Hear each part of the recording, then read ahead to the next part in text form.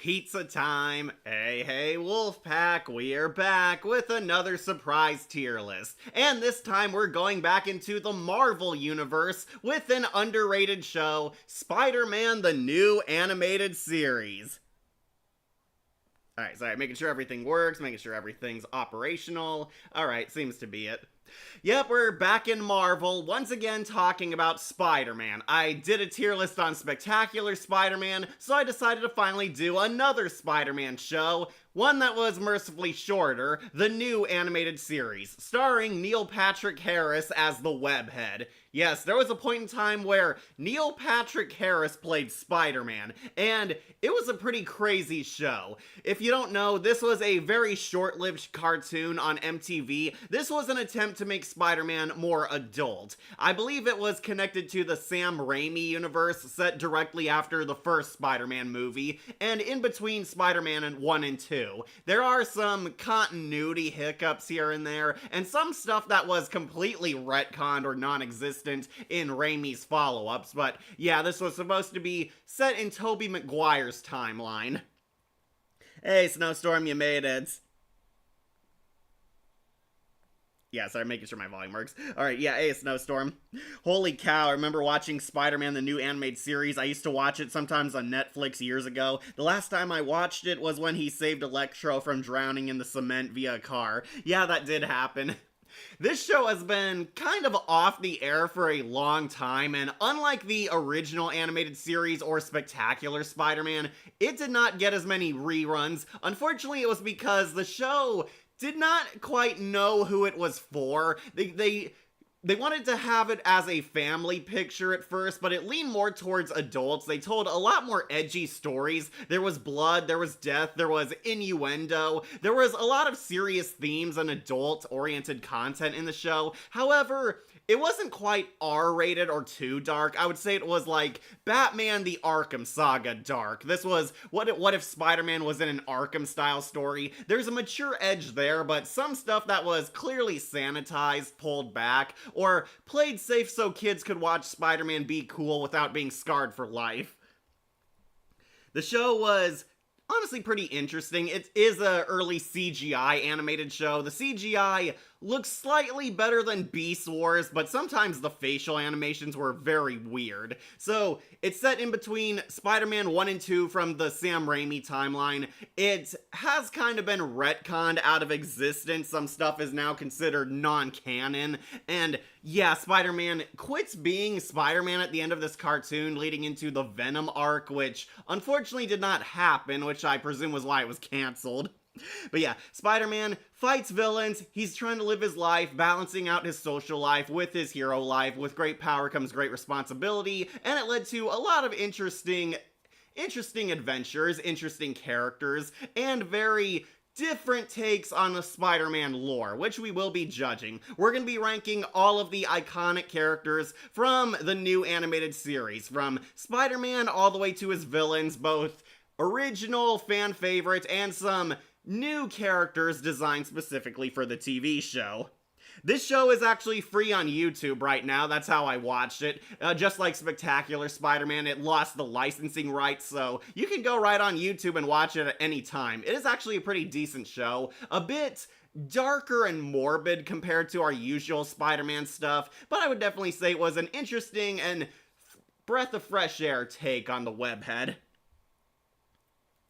My guess, the show is meant for not only teens, but also adults, but only teens like how Sega did Shadow the Hedgehog and Bomberman Act Zero, and like Silverwing, the show likely didn't catch on with the right crowd. Yeah, so the studio was kind of conflicted over who this show was made for. You would think it was for children because it's an animated Spider-Man cartoon, but no, it kind of had a dark, mature edge, and that I really appreciate. This Spider-Man show did have death, did have swearing, mild swearing, nobody says an F-bomb, of course, did have very adult-oriented themes, and a lot of the villains were very much out for blood, some morally gray takes on characters. It was a pretty fascinating Spider-Man show. I will warn you, it ends on kind of a downer note, not as depressing as a bunch of symbiotes invading our sky, but definitely still a depressing one. and there was some fresh takes on Spider-Man characters. I will warn you, some of the big names are not on here. Green Goblin for one, because Norman Osborn is dead in this universe. They are following up on the Sam Raimi story arc. We don't see the Green Goblin in this timeline. A lot of his iconic names did not show up, like Sandman, like Venom. Venom was supposed to be set up for season 2. We don't see Carnage. We don't even see Mysterio or Rhino or Scorpion. We do have a few big names on here. Electro shows up, Kraven the Hunter, Silver Sable, and we'll be talking about them. Some of them were actually designed to be stand-ins for famous Spider-Man characters, like, you know, like a lawyer-friendly version. Long story short, they did not get all the copyrights on some of Spidey's characters or core cast members, so they had a few stand-ins for primary characters, villains, and big-name characters in Peter's life. We'll be ranking all of them here and now. Got all the good, the bad, and the in-between. And we'll be ranking them all up here on this here tier list, from top best to bottom worst. So let me go over the rules if this is your first tier list ever. I will be judging each and every character specifically, how good they were, how bad they were, how much justice they did their original counterparts, or how much stand on their own, from who's good to who's bad. And I do have individual slots to make it fun. Up top, we have Spectacular. These ones are the S tier, the awesome ones, the greatest Spider-Man characters ever, greatest characters on this show, definitely an all-around 10 out of 10 character. They go up on Spectacular. Underneath that, we have Amazing. These ones are pretty good. Very good, Golden Skull, kind of 8 and 9s out of 10s. These ones, definitely good ones, missing an extra spark or a push to make it to S tier, but I would definitely say they did their job well. They were definitely pleasant. They were definitely a good take on this character. They go up on Amazing. Then, right here in the middle, we have Ben Mildly. See what I did there? These ones are okay. They're fine. They're silver skulls, or I should say silver icons for our superhero stuff. These ones are passable, they're decent, they're average or above average. Definitely liked them, but didn't really love them. They make it onto B tier. They are Ben Mildly. Underneath that, we have Crawler. These ones are Bronze Skull territories, the weak ones. Had an interesting idea or take there, but ended up, just kind of meh, underwhelming, not all that great, not all that horrible, but definitely just a crawler. They go on C tier. Then underneath that, we have Dudbug. These ones are lame, just plain bad. The weak ducks. Very forgettable faces on this show. Not at all an iconic take on this character. They could have been improved, but definitely fell flat. They are a Dudbug. But in total failure is Gross Goblin. Yep, I revived this one. These ones are F. Total losers. Worst of the worst. 0 out of 10s. Worst characters on this show. Worst take on this fan favorite character. Or worst original character. They are a Gross Goblin. They are rock bottom bad. You just doing this to avoid the Scooby-Doo stream? I'm having trouble finding one that has all of Scooby-Doo's dog variants. I can't seem to find one. I found one for each and every one of the gang members, but I might have to make one, and to do that I have to, get to work on it. I've been working on videos primarily. I have a new video out on Patreon. Go check it out. Technically 2 new videos. I got a top 10 up there, and a special surprise coming soon, but if you want to see it now, go ahead and check it out on Patreon. Like Silverwing, it had the potential to be successful, but sadly didn't. If you don't know, Silverwing is based on the novel by Kenneth Oppel, and both the novel and adaptations have some dark themes. Yeah, kind of like that. Hi, Kat. Hey, Akira, you made it. Alright, so, got a lot of interesting takes on Spidey's characters, and quite a large number of original villains. Like I said, they didn't have the copyrights or licensing for all of Spider-Man's core cast members. I know, then what's the point of making the show? Well, they did get some, so we will be seeing some familiar Spider-Man faces, and some stand-ins for your favorite characters or completely original villains on here. Got mostly villains on this tier list because that's who we love talking about, but I do have Spidey and his core friend circle. Neil Patrick Harris plays Spider-Man, and I will say he does a pretty decent job. So good that he came back for, what was it, one of the video games, Spider-Man Web of Shadows, I believe, or where they got like every Spider-Man ever. They even got like the 60s Spider-Man voice actor in that game. Also, I finished Class. Good for you, Akira. Also, Universal Theme Park finally does a crossover with Scooby-Doo and the Universal Monsters. Okay, pretty cool. Alright, so a lot of interesting takes on Spider-Man characters, so let's finally get this tier list underway and start judging. Starting with the Webhead, your friendly neighborhood Spider-Man, Peter Parker, voiced by Neil Patrick Harris, who you all should know from my Harold and Kumar tier list, among other things, but yeah, Spidey, shocker, going on spectacular. It's Spider-Man, we all know him, we all love him, and honestly, I did kind of grow to love Neil Patrick Harris's take on Spidey. This is very much cool social outcast Peter Parker. He's not quite the loser Tobey Maguire is, but he feels like a prototype of Andrew Garfield Spider-Man. Weirdly, he kind of looks like Andrew Garfield too, but in the CG animation form. Neil Patrick Harris's voice is honestly very pleasant. He catches Spider-Man's quips, his high intelligence, his social graces, his funny moments, his deep dramatic moments. I think Neil Patrick Harris did a pretty good job.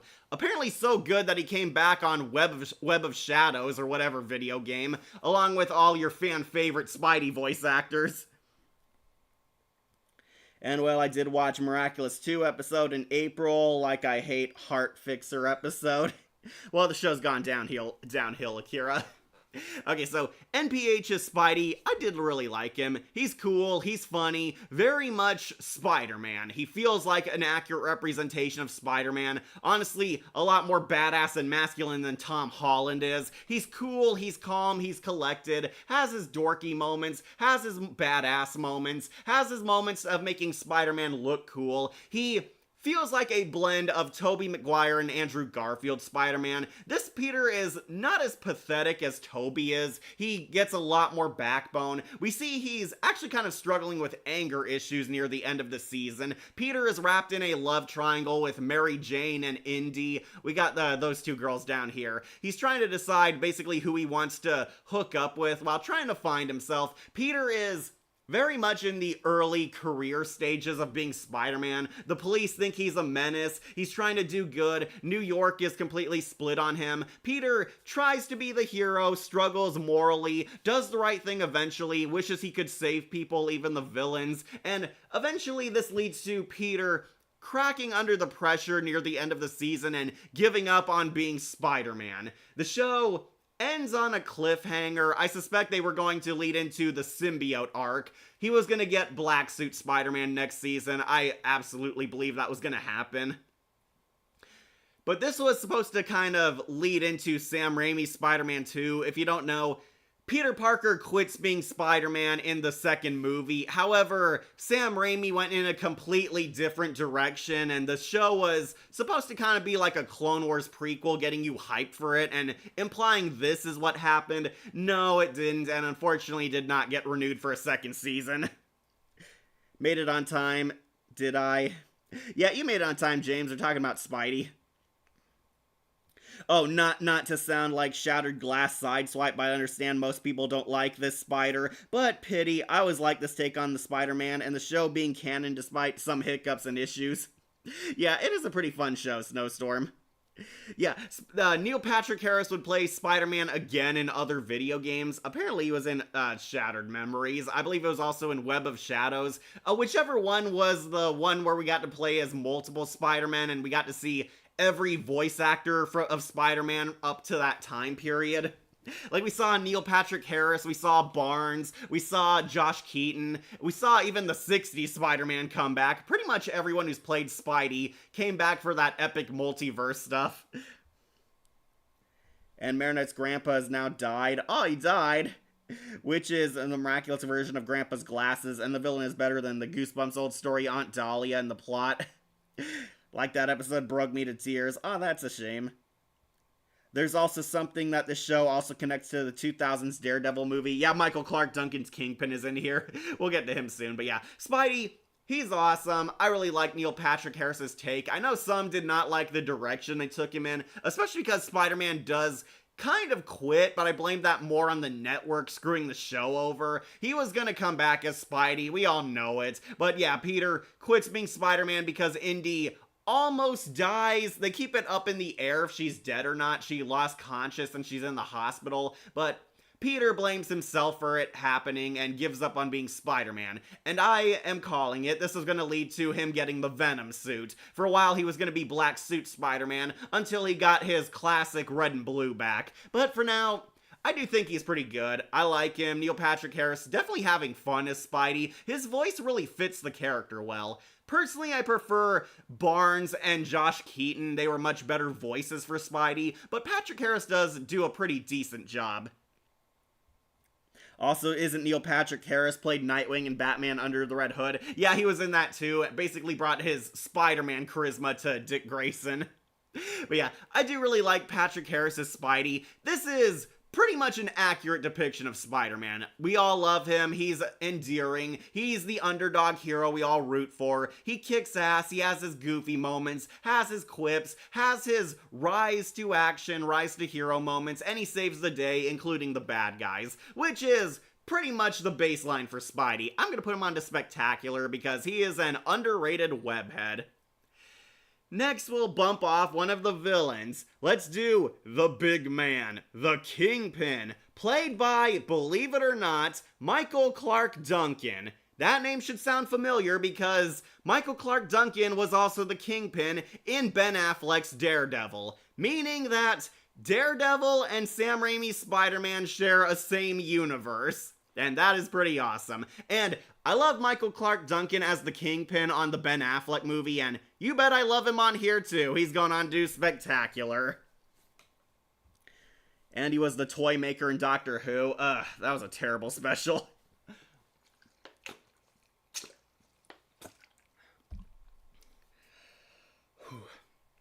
Alright, so, yeah, I love Michael Clarke Duncan as the Kingpin. He is really badass, has this very deep, commanding voice, and a ton of over-the-top cheese to him. Michael Clarke Duncan reprises his role as the Kingpin, and in the Kingpin, he only gets one episode. He scams Spider-Man into helping him steal a microchip, which is really used for a hacking device so he can hack into the government's financial security. He's trying to hack into a lot of finances in the World Trade Center. Spider-Man is duped into helping him because they pose as S.H.I.E.L.D. agents asking for Spider-Man's help. Spidey helps get them the chip. Michael Clarke Duncan used him, gets the chip, and it leads to Spidey and the real S.H.I.E.L.D. agent, heavily implied to be like Nick Fury or someone important. They work together to defeat the Kingpin, and it is Spider-Man's first confrontation with the Kingpin. Basically, this episode tells you that Sam Raimi's Spider-Man and Ben Affleck's Daredevil share a universe, because Michael Clarke Duncan is the Kingpin in both of these universes, and it's a pretty fun idea. I love that Michael Clarke Duncan came back as the Kingpin. He's Wilson Fisk. Yeah, the Kingpin was race-lifted black, but here you're okay with it because he actually does fit the character's persona. I don't know much about the Kingpin. The only time I know about him is in the movie Spider-Man Into the Spider-Verse. Oh, Snowstorm, you gotta watch Spider-Man the Animated Series, the 90s one. Kingpin is the man. He is the main villain, the guy in charge, the puppet master pulling all the strings. Kingpin is one of Spider-Man's most important villains, and it's why he shows up in a lot of Spider-Man media. Over time, they kind of stopped showing Kingpin, I presume because of Wilson Fisk's backstory is very dark, and basically he's a mob boss. He runs the organized crime in New York. He is the thorn in every superhero side in the Marvel universe, one of them being Spider-Man. Kingpin was very much an important character in the original Spider-Man the Animated Series, which is why they brought him back onto a lot of shows and a lot of media. Kingpin basically used to own New York until supervillains started rising, superheroes started posing as more of a threat to him. Fisk is a very hyper-intelligent villain, and the show does showcase that. He is very smart, very cold, calculating, always in charge, always steps ahead, and can keep up and adapt to the superhero antics posing as a threat to him. That is why the Kingpin is the boss. Like, we need a Kingpin tier list. Yeah, we do. Also, Death Battle, want Kingpin versus the Penguin. That would be pretty awesome. Neil Patrick Harris killed Count Olaf horribly. Jim Carrey was better. Yeah, he was, but that was a different character, man. Also, Michael Clark Duncan was the Rocket in Static Shock. He was in a lot of things. He's also was Balrog in Street Fighter, The Legend of Chun-Li, being the only good casted character in that. And he was Hayden Crawl in Teen Titans 2005. Gotta hear his voice in that again. And he is Groot in Ultimate Spider-Man, Atlas in God of War 2. Rest in peace, Duncan. Yeah, he was awesome. You want the Lizard next. Wow, I didn't know that. I should watch that episode of Spider-Man the Animated Series. In the movie Into the Spider-Verse, his backstory is different because it showed that he lost his daughter. Yeah, depending on the continuity, some versions of Kingpin never had children, some versions did. Sometimes that made him a more compelling character. Kingpin is basically a badass mafioso. He ran New York, he realizes Spider-Man is a threat, and Kingpin originally helped in the origin of a ton of Spider-Man villains. Like, he financed the Spider Slayers, he created the Scorpion, the Vulture, the Hobgoblin. Basically, a lot of the big name villains were originally servants to the Kingpin until they formed the Sinister Six to make their own gang. And on this show, this Kingpin is pretty badass. They are implying that he's similar to his 90s animated counterpart. He runs New York, he is the man, he is the biggest threat in New York City, and he's a lot smarter than he appears. Kingpin, it looks like this huge fat guy, but it's really all muscle. He is a juggernaut who could take a punch from the Hulk. He is that jacked. And Michael Clark Duncan honestly gives him a lot more charisma. He's a little more hammy under Duncan's voice, but I kind of like that about the character. He feels like he's in charge, he knows he's in charge, and he poses as a genuine threat towards Spidey. Spider-Man works with this government agent. Some people theorize this guy might be Nick Fury he's working with, but he's someone important in the Marvel universe, that's for sure. He and Keith David work together to take down the Kingpin, and Kingpin swears revenge. Unfortunately, that was the last we see of him in this continuity, but basically, the selling point was Michael Clark Duncan reprised his role as the Kingpin, and it was so awesome to see. There was an attempt to set up a Marvel Cinematic Universe with a lot of the early 2000s franchises. We were supposed to believe that Spider-Man, Ben Affleck's Daredevil, the Tim Story Fantastic Four, and the Fox X-Men all shared a universe, and this never got confirmation for the longest time, even though certain characters would cross over or make cameos. The big one being the Wolverine and Deadpool movie, where it did confirm that, yeah, the Fox universe does share a universe after all. But yeah, Michael Clark Duncan's Kingpin, absolute legend, really like him. It was so great seeing him here in a good Marvel story, and he definitely lived up to his fearsome reputation. Oh, now I get it. This different continuities are gonna take some time. Also, I can make Death Battle thumbnails. Yeah, I think you showed me one. Like I could make Lady J versus Jill Valentine. That would be pretty awesome. Street Fighter have a new movie, so we need a Chun-Li tier list. I love Chun-Li, so I might consider it. Though we might also review a Street Fighter property. Alright, you want the Lizard next? Okay. Alright, so anyways, Michael Clark Duncan Kingpin, he is awesome, putting him on Spectacular. Speaking of which, we'll also knock off the Lizard, played by Rob Zombie. Rob Zombie plays Dr. Kurt Connors, aka the Lizard, and he's also going on to S tier.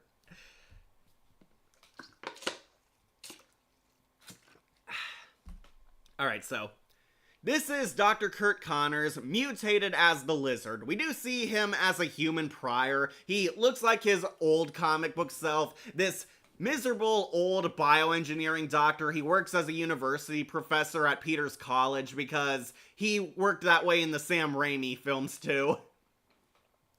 Dr. Kurt Connors is kind of this antisocial, misanthrope, depressed loon. He is Peter's professor and mentor at the university, teaching Peter the ways of his bioengineering and science. Peter helps him create the formula that will help replicate lost tissue. If you don't know, Kurt Connors lost his arm, and that's his whole story. He wants to grow it back, and he spliced human DNA with that of a lizard to regrow it, because a lizard is famous for growing back its limbs. Cut off its arms, legs, or tail, and it will slowly but surely grow it back. He wants to make that for humans. Unfortunately, he used too much lizard DNA, and that caused him to turn into the Lizard, an underrated Spider-Man villain. The Lizard is kind of a combo of Killer Croc and Man-Bat. Once a scientist who wanted to bring good turned into a monster from Science Run Amok, and the Lizard becomes this evil reptile man going on a killing spree rampage across New York, forcing Spidey to face his former mentor and friend, Dr. Kurt Connors. The design for this lizard is really awesome. I know it's hard to tell, but they build up to what he looks like until the very end, revealing that he's kind of a velociraptor-looking lizard. He has like a dinosaur head, but he has like these ferocious claws and talons. He can blend in with his environment.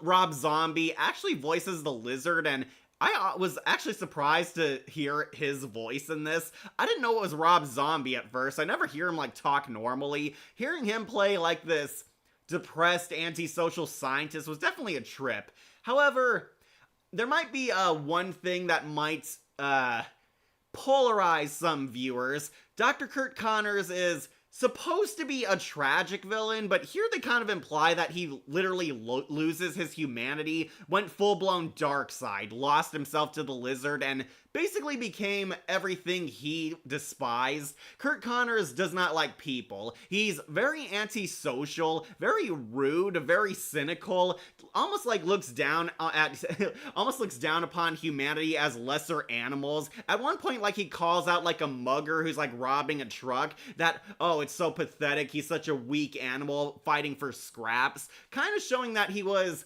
always kind of cynical and hates humanity as a whole. We find out more about him. Kurt Connors lost a lawsuit against Oscorp. He lost his arm working for Norman Osborn, and he tried to sue the company. Unfortunately, Osborn won. Oscorp pretty much denied his case. They made him seem like he was nothing, and he felt like he was a weak animal, which is why he is always looking forward for a solution to adapt. What kind of name is Gore Verbinski? Hey, Bodhi, you made it. What kind of a name is Rob Zombie? His real name is Gore Verbinski.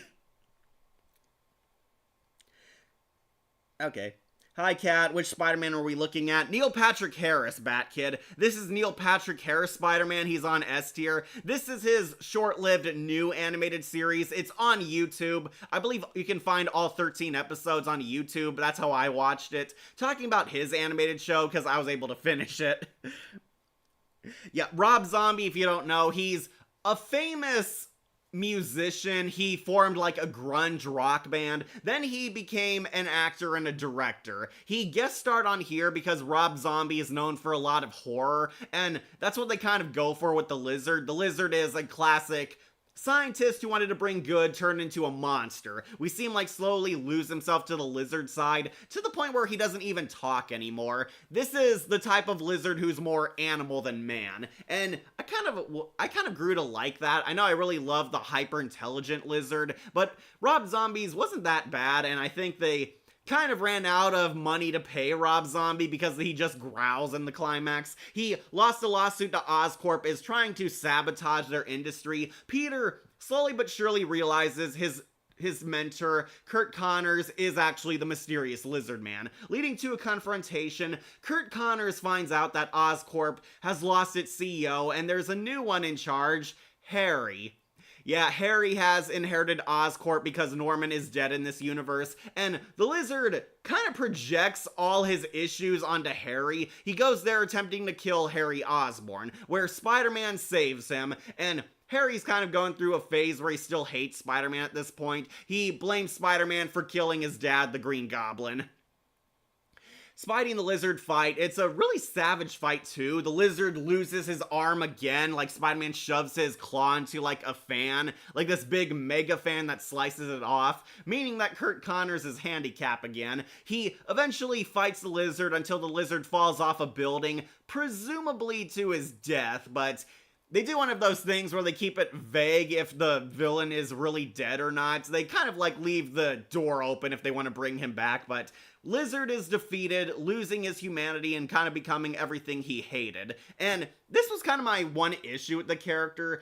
They make it unclear if we're supposed to sympathize with him or fear him. I can understand wanting to do both, but Kurt Connors was kind of a dick before he became the Lizard. I think Spectacular and the original series did this better, where Kurt Connors was likable and sympathetic until he got the Lizard formula in him, then he lost himself to the animal side. I didn't know Rob Zombie played the Lizard in the new animated series. I was hoping Venom and Carnage would appear in this show, because I always imagined they would look scary in this style. Yeah, I presume too. Again, I theorized that we were gonna get Black Suit Spider-Man come season 2, and maybe Eddie Brock becoming Venom.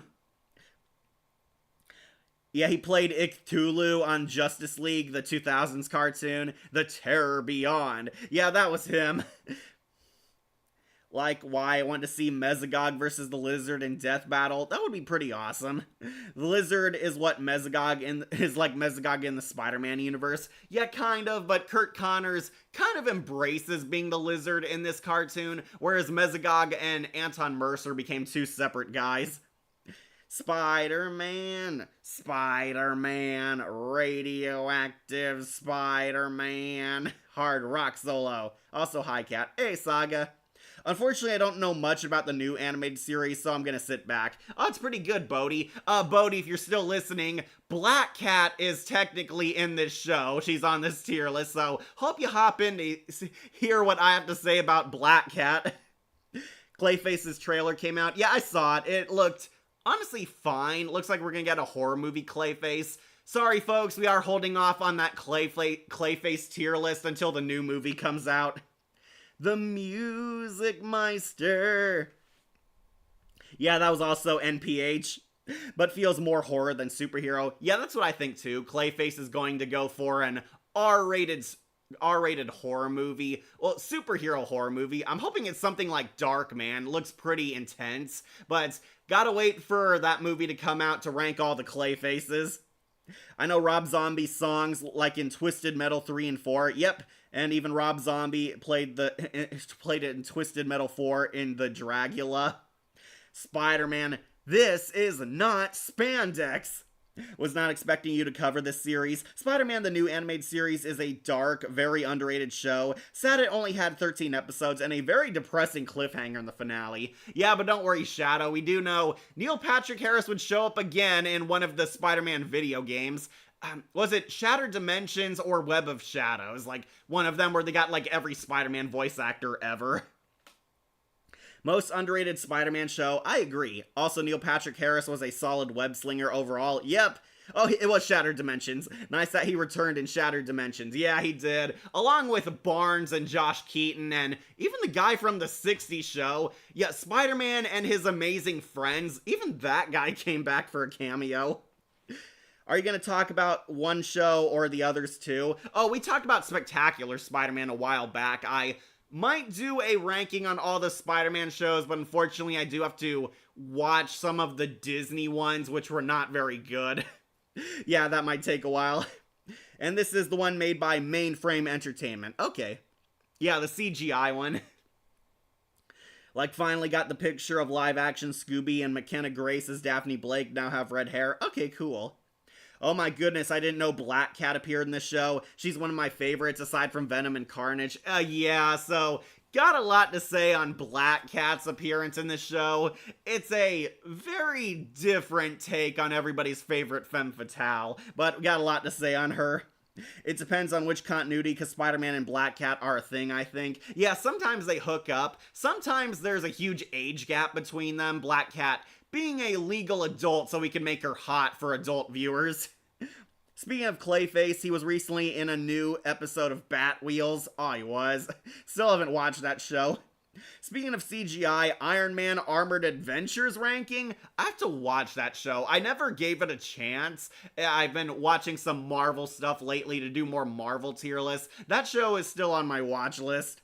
Spectacular, spectacular Spider-Man. Still one of the greatest themes, along with the 90s theme for sure. Like Tanner Hagen as Shaggy, like I prefer Matthew Lillard. Oh, we all do, but Lillard's gotten a bit too old to pass as a teenager now. And Velma's played by Abby Ryder Fortson. Okay, cool. Alright, to wrap up, Rob Zombie's Lizard, pretty underrated. I do really like this take on the character. He is cool, he is creepy, and Rob Zombie finally did something good in his career because he made an awesome Kurt Connors. Really like the take on this character.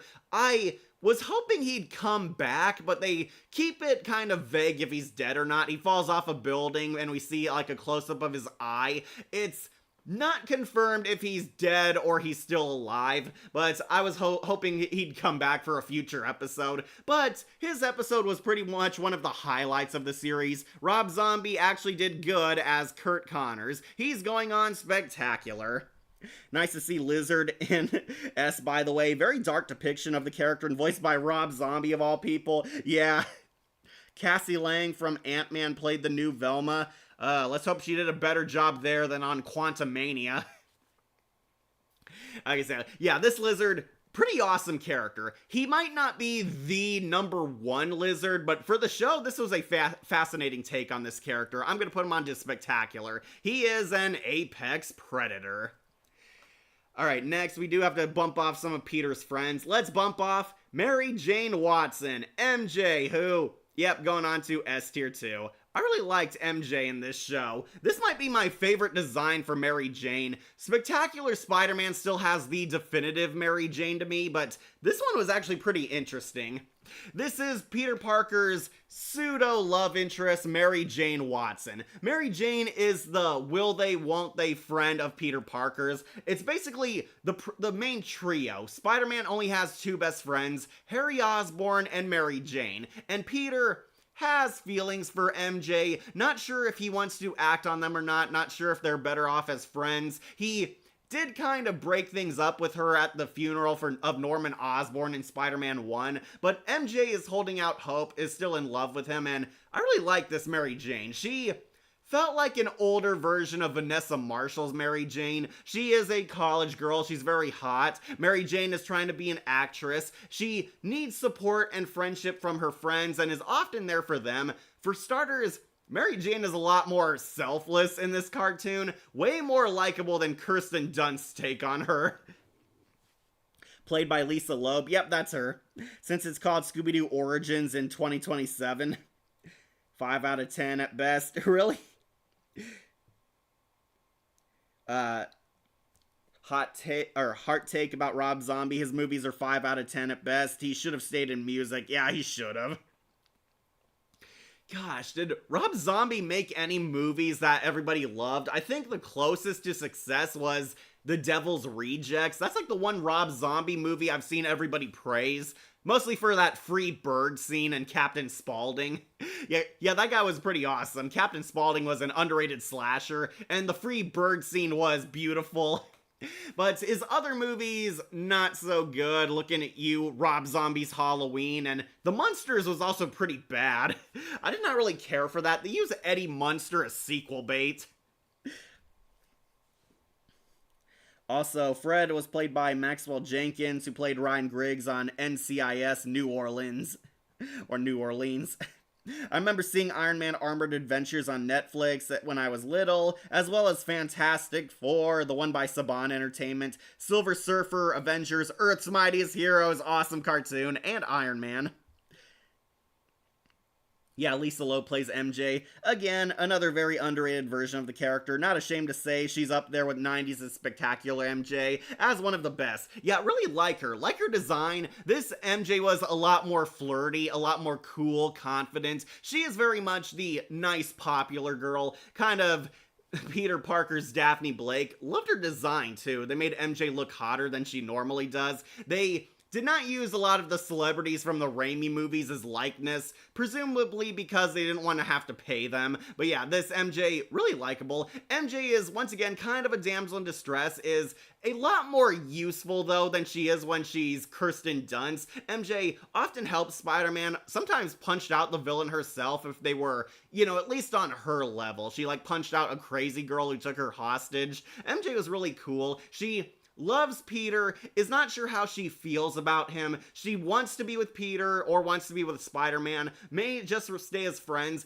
MJ also realizes her mistakes more often in this show. At one point, she tried to pressure Peter into opening up to her. She realizes that, she shouldn't have been so clingy. She shouldn't have forced her will onto Peter, apologizes to him for it, and wants to work things out. She is at first kind of heartbroken that Peter is falling in love with this other girl. We meet Indy, we'll get to her, but yeah, Peter is in a love triangle in the later half of this show, and MJ tries to play it cool, actually becomes friends with Indy, then she realizes that she does have feelings for Spider-Man after all, not knowing that Peter is Spider-Man, of course. There was an attempt at a fake out where Peter finally reveals that he's Spider-Man to MJ, and I called it instantly. This was all a dream. He was in a mind rape dream world created by the Gaines twins, and he reveals himself to MJ, and this kind of answers the question why Peter doesn't share his Spider-Man identity with people. MJ dies by Kraven the Hunter so he could get back at Spider-Man. And yeah, this was basically what Tobey Maguire was saying in his movie. He can't share his identity because he's afraid the villains will hurt the ones he loves to get to him. And his nightmare comes true, but haha, it was all just a dream. MJ's still alive and fine. But MJ gets a few nice character moments, is a great supportive friend, and I do really like her. I will say she is up there next to Vanessa Marshall from Spectacular Spider-Man, and a little of the 90s, the animated series MJ, until she turned out to be a clone, but that's a story for another time. Yeah, this MJ, pretty awesome. I'm gonna put her on to Spectacular. She played General Leia in Robot Chicken. Oh, she did, okay. When Spider-Man 3 came, many people thought MJ was out of character for breaking up with Peter, but looking back on it, they understood why MJ had every right to break up with Peter. Yeah, she did, but she could have been nicer to him and more understanding. Halloween 2, The Magical Horse. Enough said. Yep, that is true. I actually like Ultimate Spider-Man, the show, but mostly due to Netflix nostalgia, and I consider a comedy like the 1960s Batman, but not the same quality. I still prefer 60s Batman if I had to pick. Well, yeah, because Adam West was intentionally silly. Ultimate started out silly, but then wanted you to take it seriously. I point to Dr. Octopus's character arc as a big testament as to that. But yeah, Drake Bell was not good as Spider-Man. If I ever do a Spider-Man tier list, Drake Bell was not very good. He was better on Superhero Movie as a parody of Peter Parker, rather than being the legit Spider-Man. House of a Thousand Corpses, I know it was chopped in half to a budget reason, in the flood that destroyed half the footage. Yeah, that was unlucky. We will never see the full movie, but it was a so-so movie. Like Frank Welker played Scooby-Doo in live action. Yeah, I know, we talked about that. Speaking of New Orleans, what would your role in Lackadaisy would be in the cartoon if you watch it? And it got to have 8 episodes. I saw Earth's Mightiest Heroes on YouTube when copyright wasn't as harsh as they are in kids shows now. It was great. Yeah, it was pretty good. Avengers Earth's Mightiest Heroes might be my favorite Marvel cartoon now. Sorry, Spider-Man the Animated Series, and sorry, X-Men Evolution, but that was a pretty kick-ass show. Also, they had a better Kang the Conqueror than the MCU does. Like Mind Flip, even Asuka from Neon Genesis Evangelion have that. Also, RIP G1 Transformers comic artists. Who are the Gaines twins? They're the final boss of this show. We'll get to them. They're on this tier list, but they were original characters along with a lot of people on this tier list. Is Electro next? Oh, you want him, huh? Also, blonde hair doesn't fit Harry Osborn. Yeah, it doesn't. Why Marvel? Why give us permanent MJ times Peter Parker times Spider-Man? They love the will they won't they drama. That helps keep you invested, hoping to see them finally end up together. Sadly, this MJ doesn't end up with Peter because they were gonna fill that void in the movies, so eventually she did. But I like this MJ, I'll put her on Spectacular. We should also bump off Peter's other friend, Harry Osborn. Yeah, this dude is Harry Osborn, and Harry, I will put on to amazing. Not one of the greatest depictions of Harry, but definitely a fun one. Harry Osborn is kind of like James Franco's version, but this is, I can't believe I'm saying this, a dude bro version of Harry. He's his bro. I'm your bro, Peter. I got your back, bro. Harry Osborn is honestly pretty funny. He's his snarky, sassy bro best friend. He always has Peter's back, always cares for him, always listens to him, is usually there to help him. Harry and Peter are totally best friends. Peter is helping Harry overcome the death of his father, Norman. Norman Osborn was the Green Goblin and he died, causing Harry to have an irrational hatred of Spider-Man. Yeah, we are doing that story. Harry ironically loves Peter Parker as his total bestie, but he hates Spider-Man. He hates Spider-Man. He thinks he's a false hero, a total menace to New York, just like J. Jonah is always praising. Harry is taking up the mantle of CEO at Oscorp, trying to run the company while also balancing out his college life. We see him still trying to have a normal life, trying to be there for Peter and MJ, and occasionally he gets sucked into the Marvel adventures. I like this Harry quite a bit. He's definitely a fun guy, but also has a tragic side, showing how he misses his father. Yeah, that actually made me really like Harry.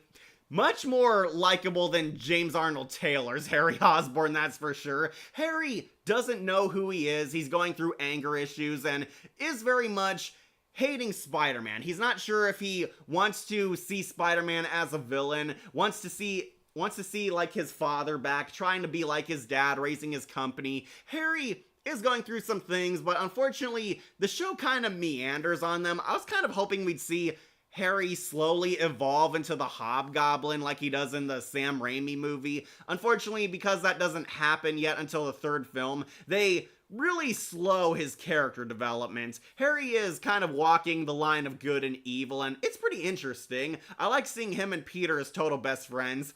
At one point, Harry Osborn falls in love with Black Cat. Yeah, that actually happens, or the show's version of Black Cat. We'll get to her. And Peter's trying to be a good bro, trying to warn him to stay away from Black Cat, trying to warn him that, oh, she's just using you, there's something suspicious about her. But he and Peter usually have their squabbles until they come around liking each other. Harry Osborn doesn't go through too much, especially compared to MJ and Peter, but I thought it was pretty fun. This was a very chill dude bro Harry Osborn. I think that's pretty amazing. Who's James Arnold Taylor? A famous voice actor, Bat-Kid. He played Johnny Test, unfortunately, and he plays Obi-Wan on Star Wars. He's the voice for Obi-Wan, not the live-action actor. And he's played among other things, of course. I do know he's on Young Justice a lot. He's on a lot of Canadian cartoons. James Arnold Taylor is a pretty great voice actor. Oh, he was also Waldor Sockbat from Drawn Together. Yeah, anybody remember that cartoon?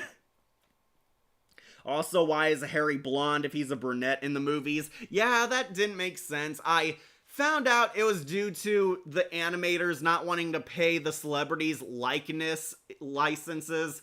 Like, this happens a lot in a lot of cartoons based off of movies. They alter the design of the character to not resemble the celebrity who plays them, because then the animation team would have to pay the celebrity a fee for using their face. And that was kind of an issue in a lot of cartoons. Look at the real Ghostbusters, for example. None of the Ghostbusters look like how they do in the movie.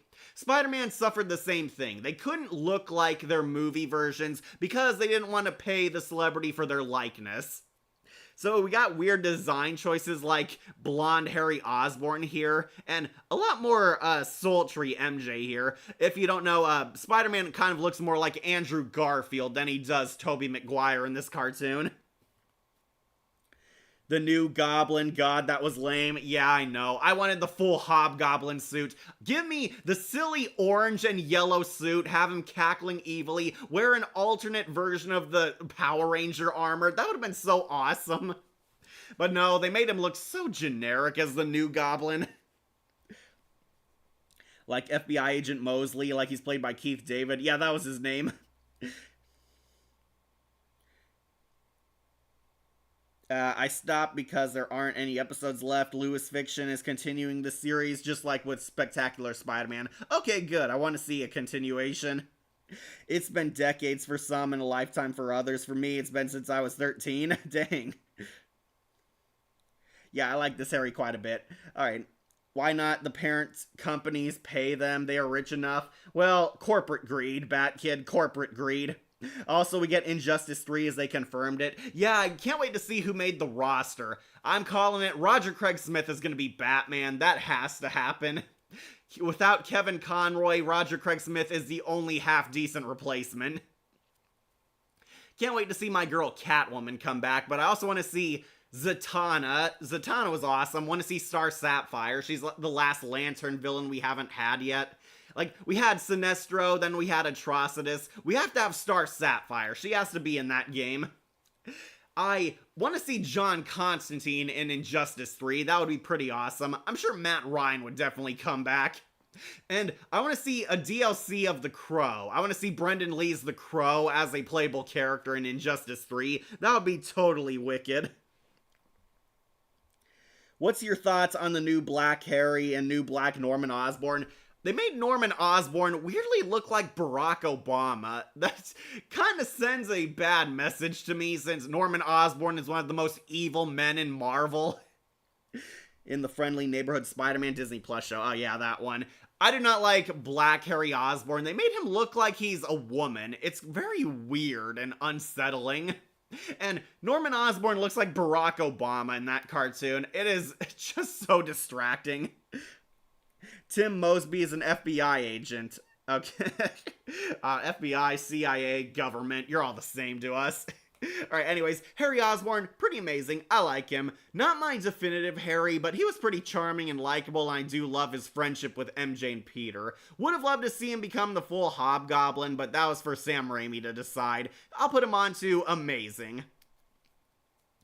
Alright, you missed us talk about Michael Clark Duncan as the Kingpin. Yeah, the Kingpin from Daredevil in this show means that Ben Affleck's Daredevil is canon to Sam Raimi's Spider-Man. Yeah, I wish you were here, Shadowlink. Loved Michael Clark Duncan's Kingpin. He's on S tier here. Alright, next we'll bump off some lame villains. Let's get rid of the Terror Dax terrorists. These guys are pretty much stand-ins for the Enforcers. This is Sergey, and these two are his goons. They're a terrorist organization known as Terror Dax. Basically, they take a building hostage, and Peter Parker is one of the hostages, leading to, sorry, I'm trying to remember the title. Die Hard, that's it. They pull a Die Hard. Peter has to pull a Die Hard and escape this building as his civilian form to stop Sergey and his villains. These guys are basically former KGB agents who became mercenaries for hire. And honestly, I'm gonna put him onto Ben mildly. These guys were low-key the enforcers of the show. The enforcers were hired goons who got tech upgrades to assassinate Spider-Man, and that's basically the role they fulfill in the show. I like Friendly Neighborhood Spider-Man, it's good. I haven't given it a chance. The trailers look pretty bad. And could see Christina V play Star Sapphire in Injustice 3. No, my buddy Bodie really wants Olivia Dabo from the DC animated universe to come back as her. I think she would definitely be a shoo-in for a great Star Sapphire. Yeah, I want to hear British Carol Ferris again. Hoping they get her, but I do think they will likely get somebody else if they don't. Didn't this series have a blue Electro? Yeah, he's right down here. Because Marvel gave Electro blue fever back in the early 2000s, 2010s. I mean, I like that Electro is blue, but is it how it was started because this Electro is blue? The Ultimate Spider-Man universe retconned him into a blue Electric Man. I believe it was because they were embarrassed by his original costume. Electro originally wore like a yellow star. It was supposed to be like an electric zap on his face. It looks kind of silly to a lot of newer viewers, but honestly it looked very classic. I did really love that outfit. But yeah, they changed him into a full-blown Electric Man and made his skin blue. He looked like Dr. Manhattan, and some people like this redesign, some people do not. James Masters played Sergey. Yeah, he's a good actor, but the character didn't get to do much. Basically, they hold a building hostage because they want Spider-Man to show up so they can assassinate him. Really, Peter is Spider-Man. He's locked in the building, he pulls a Die Hard, and he has to stealthily maneuver around them like a level of the Insomniac game until he gets his suit and takes them all down as Spidey. These guys didn't get too much character. They're basically for mercenaries for hire, then they have a grudge against Spider-Man. Basically act as stand-ins as the enforcers, right down to like the tech suits. They want to kill Spider-Man because he keeps beating them. Spider-Man beats them again, and Sergey kind of became a side villain. Yeah, these guys, they're villains. Didn't really care for them. Not the worst thing ever, but also not the top tier Spidey foes. Yeah, I would love to see Christina V on Injustice 3. I think Christina V should voice Zatanna. She'd be perfect for it. Though I'm still open to Lacey Chabert coming back. I personally don't like Black Harry and Norman, only because Hollywood keeps erasing redhead characters. I fully agree, Batkid. Nothing against an alternate universe where it happens, but don't get rid of the redhead characters. Yeah, they also got rid of MJ. She became Zendaya in the MCU. I don't know why they keep changing redheads to black folk. It's just really weird. Just give the other black characters in Marvel some focus. You know, we still haven't seen Goliath in the MCU yet. Like how they fixed Jamie Foxx in No Way Home. Yeah, they did. He looked a lot better in No Way Home than he did on The Amazing Spider-Man 2.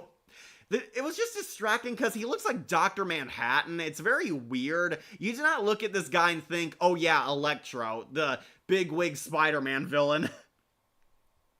Electro looks like an evil Jack Frost. Yeah, he did. He played Zamusu in Dragon Ball FighterZ. Okay, all these roles. Oh, and he was Lex Luthor. And Fedro Argus in Star Wars The Clone Wars. Oh, gotta hear him again. Can you do an Ultimate Spider-Man tier list? Well, first I have to watch it, Monica. I made a vow never to watch it again because I did not like Drake Bell. Also, I remember seeing a crossover they did with Disney's Jessie, and it was really weird. It really says a lot that a crossover between Marvel and Phineas and Ferb made more sense than a crossover with their kid comms. Like, Electro is now a girl. Is he? I did not know that. In this cartoon, he's not. Anyways, Sergey and his goons, they're going on B tier. Ben mildly. They're alright villains. Alright, next we'll bump off. Yeah, people want to talk about him. Let's do it. Don't you know I'm Electro? Electro. This is Electro. This weird blue guy. So, Electro got a makeover for this show. This is the infamous blue redesign Electro, and the show weirdly made him look like a Super Saiyan. You can't see, but like his hair shaped into like Goku's in his full transformation. It is really weird. This Electro, I will give, want to put him onto S or A. I might put him onto high A tier. I liked him, but he could have used some tweaking. This is the infamous Carrie Electro. Electro is basically Carrie. He is the loser outcast who's picked on by everyone. Everyone sees him as a freak. He's a nerd. He just wants some happiness, some friends, wants to be accepted, only to be relentlessly bullied, rejected, picked on, and straight up ostracized by everyone. Unfortunately, his downward spiral leads him into accidentally getting struck by lightning while he's atop of an electric sign. He's like getting drunk and like hitting this neon sign in rage, and a thunderstorm comes by, a lightning bolt strikes the neon sign, and electrocutes through him, turning him into Electro, a living electric man, where he uses his powers to get petty revenge. Sucks to be you. He gruesomely murders the bully who picked on him. Not that it wasn't deserved, but yeah, he straight up electrocutes the guy to death in the rain. He terrorizes a bunch of people, goes completely nuts, and it forces Spider-Man's hand to stop him. So, Electro being a sympathetic villain is not really too far-fetched. I do think he does work as a tragic villain. He was a lot better in Spectacular Spider-Man than he was in this show. I do like Crispin Freeman's voice for him more. Ethan Embry plays Electro in this, and it was a very bizarre choice. I don't think Ethan Embry's a bad actor. Well, except when he was Ghostface, but that's for a different tier list. Ethan Embry does a fine job. They emphasize that Electro is kind of a loser weirdo, similar to Jamie Foxx, but never played for laughs. Do like his backstory and how he became Electro, though wish they did more with him in his second appearance. I liked his first episode. Yeah, he was featured more than his second one. Yeah, Electro is like one of the few villains who got more than one episode on this show, and honestly was a pretty good choice. Electro basically gets back at the people who picked on him. Spider-Man is forced to fight him. He realizes it's Max Dillon. He's named Max because it's a pun off of Max Power. That's always been Stan Lee's thing. But yeah, Electro gets defeated. He is assumed dead. Spider-Man knocks him into an electrical grid, and it really absorbed him inside of it. Electro is still alive. He comes back for a sequel where unfortunately, they kind of downgrade his sympathy. Electro turns into this weirdo stalker who's harassing this girl who smiled at him once at a party, and he believes that she's in love with him. He wants to become an electric couple with her, and he wants to mutate her into an electric being like himself. Not a bad idea for a story, but they kind of slow his character development here. Electro tries to get this girl to become an electric being like him, attacks her. Spider-Man and his friends interfere, try to stop him. Spider-Man traps him in a battery and throws the battery in the ocean. We presume he died here, but they once again kind of leave the door open in case they want to bring him back. He could be dead, or he could somehow reassemble his body just like he does in The Amazing Spider-Man. It's kind of left in the air, but I did kind of like this Electro. Definitely an interesting origin. Making Max a sympathetic character was honestly a pretty interesting idea. He's similar to Peter Parker's age. Usually Max Dillon is a grown-ass adult. Here he's one of the college kids. He has kind of the antisocial pariah energy. You feel sorry for him, but he's also kind of lost in his own anger. He wants to so desperately be accepted by the cool kids, to the point of refusing help from Peter. There are times where Peter's trying to help him, trying to give him advice, but he doesn't want to hear it. He thinks he has a chance, only for them to pull a mean prank on him. The best I can describe his character persona is he's kind of what if Carrie met a Super Saiyan? That's basically what he becomes. Yeah, they turn Electro into Carrie. They're all gonna laugh at you, Max. He doesn't listen, gets pranked, has his powers surge through him, and he turns into a Super Saiyan electric being. Sorry, the photo cuts off his hair, but trust me, he gets Goku's hair from this. He's a Dr. Manhattan looking character. Electro has really cool powers. I do love the art design and direction they use for him. Electro is very terrifying in this series. I think the new Electro is the old Electro's daughter. Could be wrong. Okay. He played Lee and Terrapin in Batman Beyond. Yeah, Ethan Embry played Electro.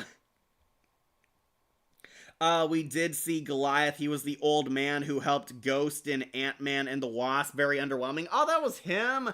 Seriously? Man, Lawrence Fishburne would have been awesome as Goliath. After Show is the female counterpart. Okay. I personally like Electro's redesign, despite being a mix of Ice King, Jack Frost, and the Snow Miser.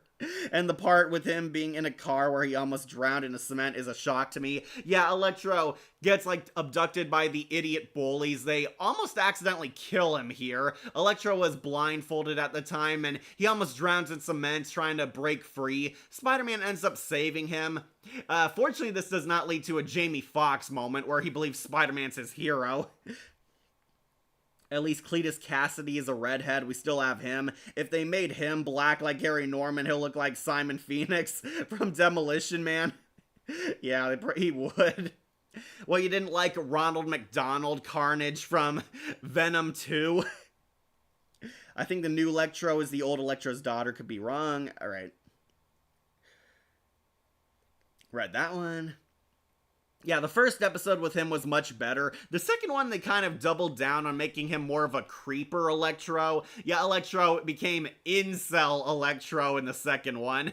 Kind of took away some of his sympathy, but they still want you to feel tragedy for him. He's trying to, like, take this girl who barely talked to him and turn her into Mrs. Electro. It's a pretty insane story, I'll admit. I do like it, but Electro got a lot less character in it. Marco Davis in Scream 7, yeah. And Zach Walker in the Twilight Zone 2000s episode Time Lapse. Did they copy Livewire's origin, not the personality though? Yeah, kind of. He didn't fall into a vat of electric eels like he does in everything else. No, instead he got zapped by lightning that went through a neon sign, and it sparked through him. Yeah, I remember him as Carter on The Walking Dead. And he was in Creepshow. And he was Harry Pine in the Twilight Zone episode the 2021, The Who of You. Wolf's gonna review that one soon. At least Electro doesn't look like Toxic from Dispatch, lol. You're right, he does look like the Snow Miser.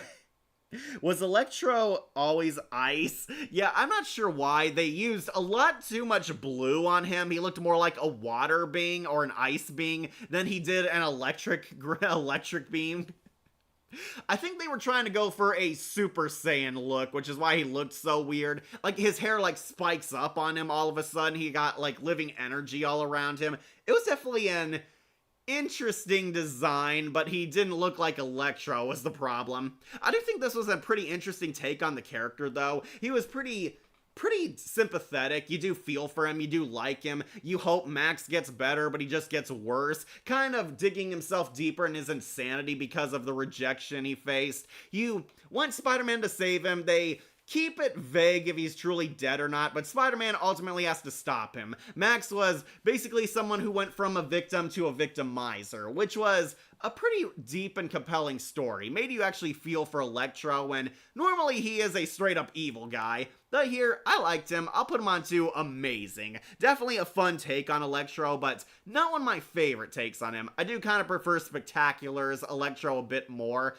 Mostly because they fleshed him out a lot and he got to join the Sinister Six on that. But they did not disappoint with him. He's pretty amazing. He's electrifying. Why did they make Electro a yandere? You'll find out soon enough, Batkid. They really love the yandere villain on this show because we get a second one later. Electro turned into a yandere for this girl because I guess they wanted to make him creepier. His second episode kind of acts as a similar story to Willie Wyatt from Batman Beyond, where he haunts the school with his tech powers, where Electro is haunting a girl with his electric powers. That's what they kind of try to go for. They want to show you that Electro is lonely. He wants somebody to connect with him. He is investing so much in this girl who, like, barely even talked with him. She, like, smiled at him once and he believed that, oh, she was into him. Kind of emphasizing that Electro has lost his mind by this point. Okay, hey Kat, sorry I was late to the tier list. I see we're talking about the 2003 Spider-Man animated series, a highly underrated series in my own opinion. Yeah, I agree, it's a pretty good show. Also, why did they give Electro Hydro-Man's writing? I know, exactly. Isn't stalking a woman Hydro-Man's job? Yeah, that's exactly the thing. That is Hydro-Man's entire character. But no, they wanted to give it to Electro because he was a big-name Spider-Man villain. Also, I got big news. On May 3rd will be the 7th anniversary of Pokemon Detective Pikachu the movie. I know, sister. Electro in this is a very tragic character in this series, about on par with Jamie Foxx's Electro from Amazing Spider-Man 2. Yeah, we got some opinions about that depiction of Electro. And on the 16th will be the 23rd anniversary of Pokemon Heroes the movie, so prepare to cry. Of course, I like Ronald McDonald Carnage. Yeah, Woody Harrelson with that weird wig.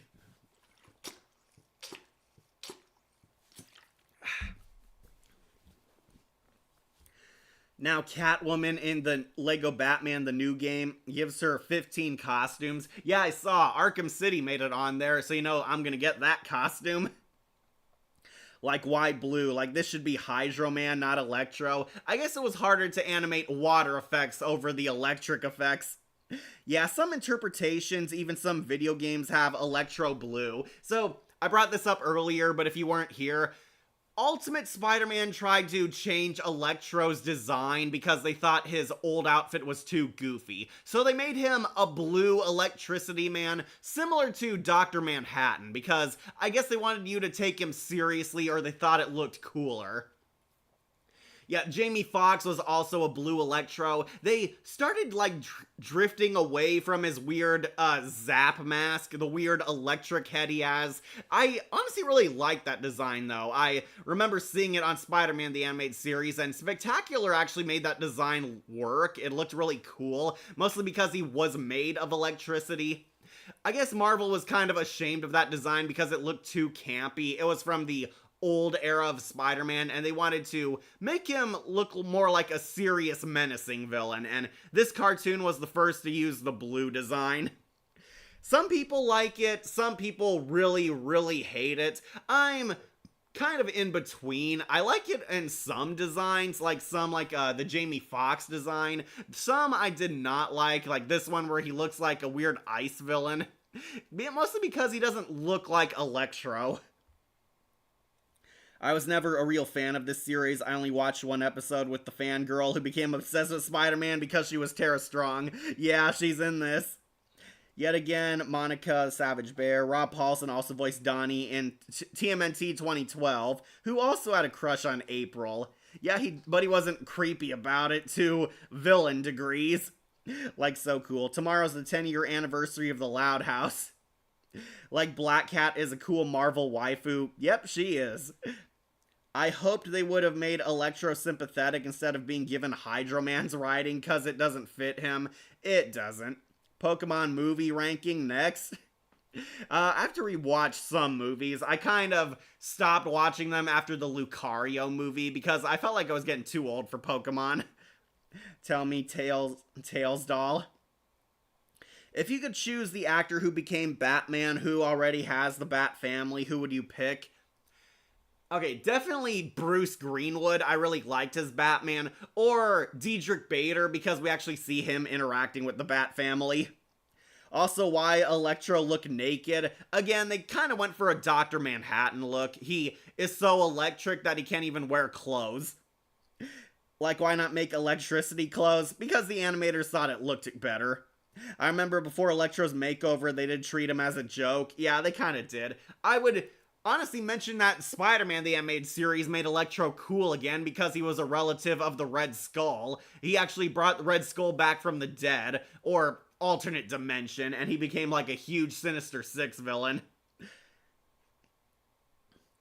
What do you think of the female Electro from 2017's Marvel Spider-Man? Ah, that's a good one, 19 Chris. I have not watched it. I gave one episode a try. That was Black Cat's episode, and I instantly dropped it. I was not interested in that series. The animation looks so bland, boring, and lifeless. They also wasted Grey DeLisle as Black Cat. They got her because she was Catwoman, and I was hoping she'd bring that Catwoman energy as Felicia, but no, she did not. Black Cat is barely an actual character in the show. I like in Pokemon, in the Ash Ketchum arc, since the new one that makes me miss it. Alright. I like the Electro classic look compared to him being naked, even if he's all electricity. Yeah, I like the classic look better too. He's related to the Red Skull. Well, in the animated series, Electro is given a vastly different backstory than he has as Max Dillon. In the animated series, they retcon that Electro is a relative ancestor to the Red Skull, Captain America's arch nemesis, and he's also brothers with the Chameleon. Yeah, the Chameleon and Electro are related to the Red Skull, and they set up this insane plan to resurrect their dead ancestor so he can help them take over the world, of course. And Electro works with Red Skull. Unfortunately, this arc was like his only appearance. For the longest time, the 90s show was not allowed to use Electro because there was rumor that Sam Raimi was going to use Electro or the Green Goblin as the main villain for his first movie. So The animated series decided not to use Max Dillon for the longest time. Then in the 90s show, they managed to get a hold of the rights to using him when it was officially announced that, yeah, they casted William Dafoe as the Green Goblin, so it meant they could finally use Electro. Unfortunately, it was like the final season, so they could only use the character for one arc. He got a name change, and we find out Electro is resurrecting the Red Skull back from the dead. Red Skull and Captain America got trapped in another dimension, and Electro uses his electric powers to power a multiverse generator to free them. Yeah, kind of similar to the Kingpin's invention from the Spider-Verse movie. But yeah, they set him free. Unfortunately, it leads to a final fight, and Electro ends up getting trapped in the dimension alongside Red Skull. He's brothers with the Chameleon, that's literally Kraven. Yeah, it was, but they changed that for the animated series. Like, I bet if we get an animated series, Christina V plays Black Cat. That would be ideal casting. Though I also really love Ollie Hillis as Black Cat. Like the Spider embargo. Exactly. It was before the Bat embargo. What are your thoughts on Spider-Man Unlimited, and will you ever do a ranking of it?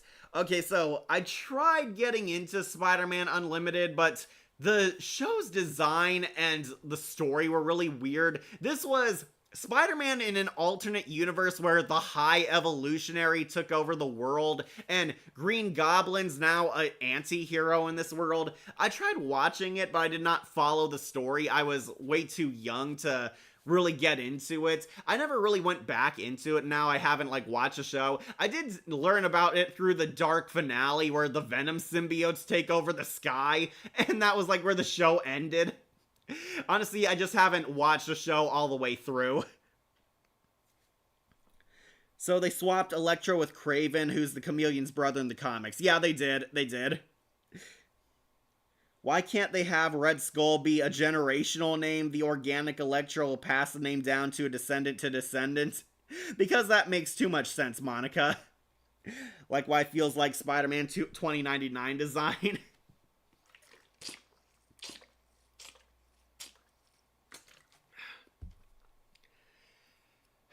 Alright, so to wrap up this show's depiction of Electro, I do think he's a pretty interesting take on the character. I'm gonna put him on to amazing. So he's electrifying. Alright, gotta move on, guys. Let's bump off J. Jonah Jameson, who is going on to Gross Goblin. Honestly, guys, this might be my least favorite depiction of JJ ever. J. Jonah Jameson is designed and written to be like J.K. Simmons, but he's not played by J.K. Simmons. He's played by a guy doing a god-awful attempt at replicating his energy. J. Jonah Jameson is Spider-Man's boss at the Daily Bugle. He's the head of the reporters, basically getting pictures of Spider-Man to defame him, and he's the wacky boss, always aggravating, always pissed off, always saying some weird stuff, but he's also really funny and entertaining. The guy playing him is a piss-poor replacement for JK. I'm sorry, I do not like the voice they chose for him. Yeah, I didn't care for this JJ. Fully agree, Shadow. Keith Carradine, that's his name. He plays J. Jonah Jameson, and honestly, this might be the worst Jonah Jameson we ever got. It's weird because Ed Asner is in this show, and Ed Asner played JJ on the 90s Spider-Man cartoon, making people wonder, why didn't you just get Ed Asner to reprise his role as JJ, since everybody loved him on the 90s show? Also, Black Cat's in Marvel Rivals, played by Luna's actress. Yeah, they got her back. Erica came back, yeah. I used to watch Spider-Man Unlimited. It's a shame it didn't get a proper conclusion, since it's gotten low ratings and competition, aka Power Rangers, etc. At least Edward and Cletus are sane in the end. Yeah, that was good, but the Venoms might kill everyone. I mean, the original Red Skull will pass it down to descendant. Stupid typo. Okay.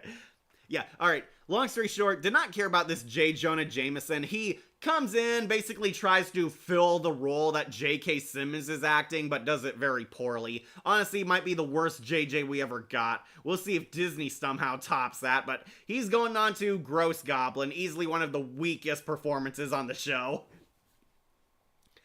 Next, I think we should knock off one of the villains. We should bump off. Maybe we should get rid of some of the original villains. Let's get rid of Shikata. Or Shikata, whatever her name is. Yeah, I'm gonna put her on to amazing also. This is Shikata. She is a hired assassin who is hired to hunt down Spider-Man. So, originally she's not the main villain of her episode. Some evil rich CEO played by Dr. Cox hires her. He is a collector of rare animals, and he wants to have Spider-Man in his zoo. He wants to collect Spider-Man as one of his biggest trophies ever. So he hires this professional assassin girl, Shikata, whatever her name is. He hires her to hunt down and track Spider-Man because she's the best assassin ever. Shikata has a magical sword that can help her retain immortality. She's actually 1,000 years old, can survive a lot of damage, has been around for centuries. She's really like 1,000 years old, but through killing enemies with her blade, it restores her youth, restores her power, and makes her a better assassin.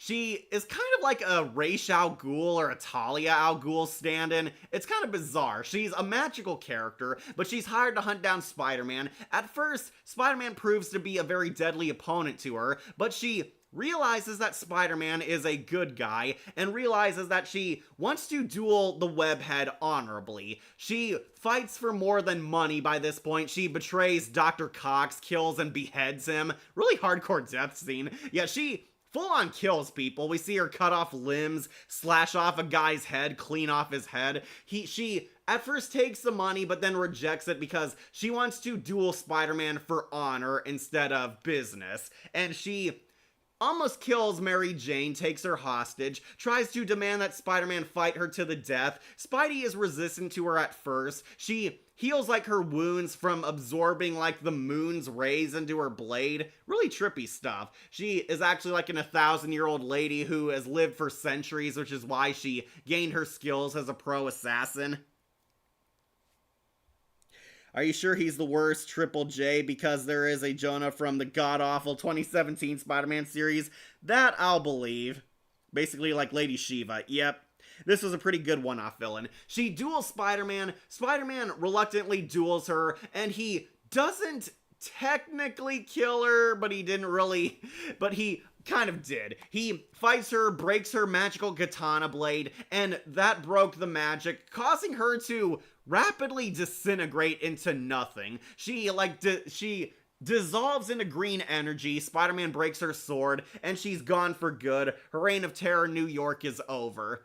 And basically it's like kind of this serious duel. She was not entirely evil, but Spider-Man wanted to save her, but she chose to die in an honorable death battle. And it was a pretty interesting episode. Pretty good one-off villain. I believe Gina Gershon voices her. Liked her better as Catwoman, honestly.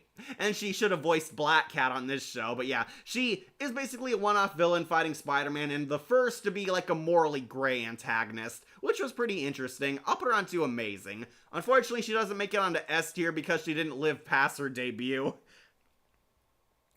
Yeah, like Lady Shiva. Yep, she is. Gina Gershon played Shikata. Yep, she did. Yeah, Talia al Ghul or Katana from DC, mixed with some Lady Shiva, like you said. And I don't know Moon Girl will be in it, sadly. I saw like a bunch of ads for Moon Girl. I'm not interested in watching it because it's for really, really little kids. He played Wyatt Penny's dad in The Big Bang Theory. Oh, you're talking about the actor still.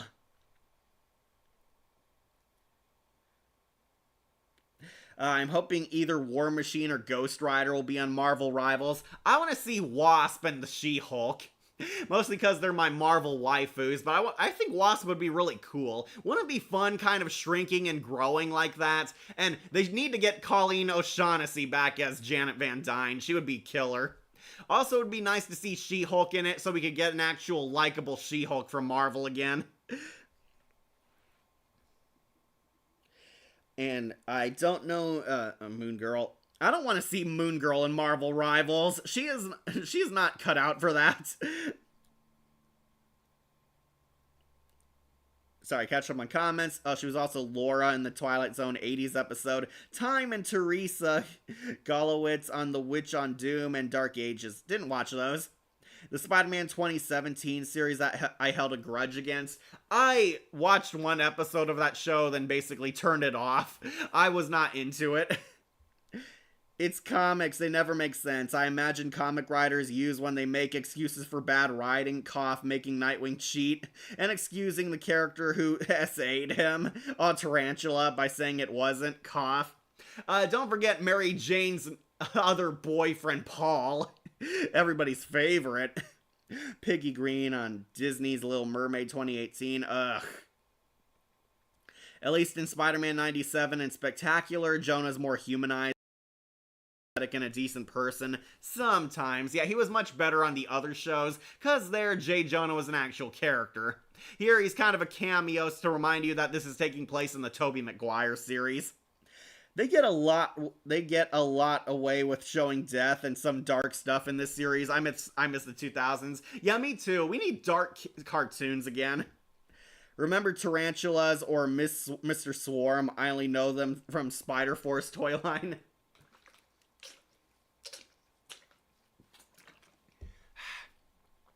Okay, yeah. Cicada, not too bad for a one-off villain. I'll put her on amazing.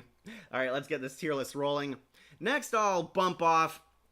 let's do Flash Thompson. Yep, here's Flash, who is going on Ben mildly. This is a very basic take on Flash Thompson. If you don't know, Flash Thompson was Peter Parker's bully turned frenemy. He was the dumb jock in high school, always picked on Peter Parker, until Spider-Man got his powers. The joke is, Flash Thompson is a huge fanboy of Spider-Man, but he hates Peter Parker, not knowing that they're the same person. Flash Thompson inadvertently gets swept up in this evil criminal scheme where he is taking a medicine that will make him smarter. Flash Thompson is aware that he's stupid, wants to become smart, so he starts taking drugs from totally not the Jackal, who injects him with it, making him smarter. However, this is kind of my issue with this Flash. In Spectacular Spider-Man, Flash Thompson was actually a likable and sympathetic guy. We got to see a deeper side to him that was more than the idiot bully he seemed on the surface. Flash was kind of mellowing out on Spectacular Spider-Man. Here, they don't really do too much, but they're trying to hint that they're trying to do that.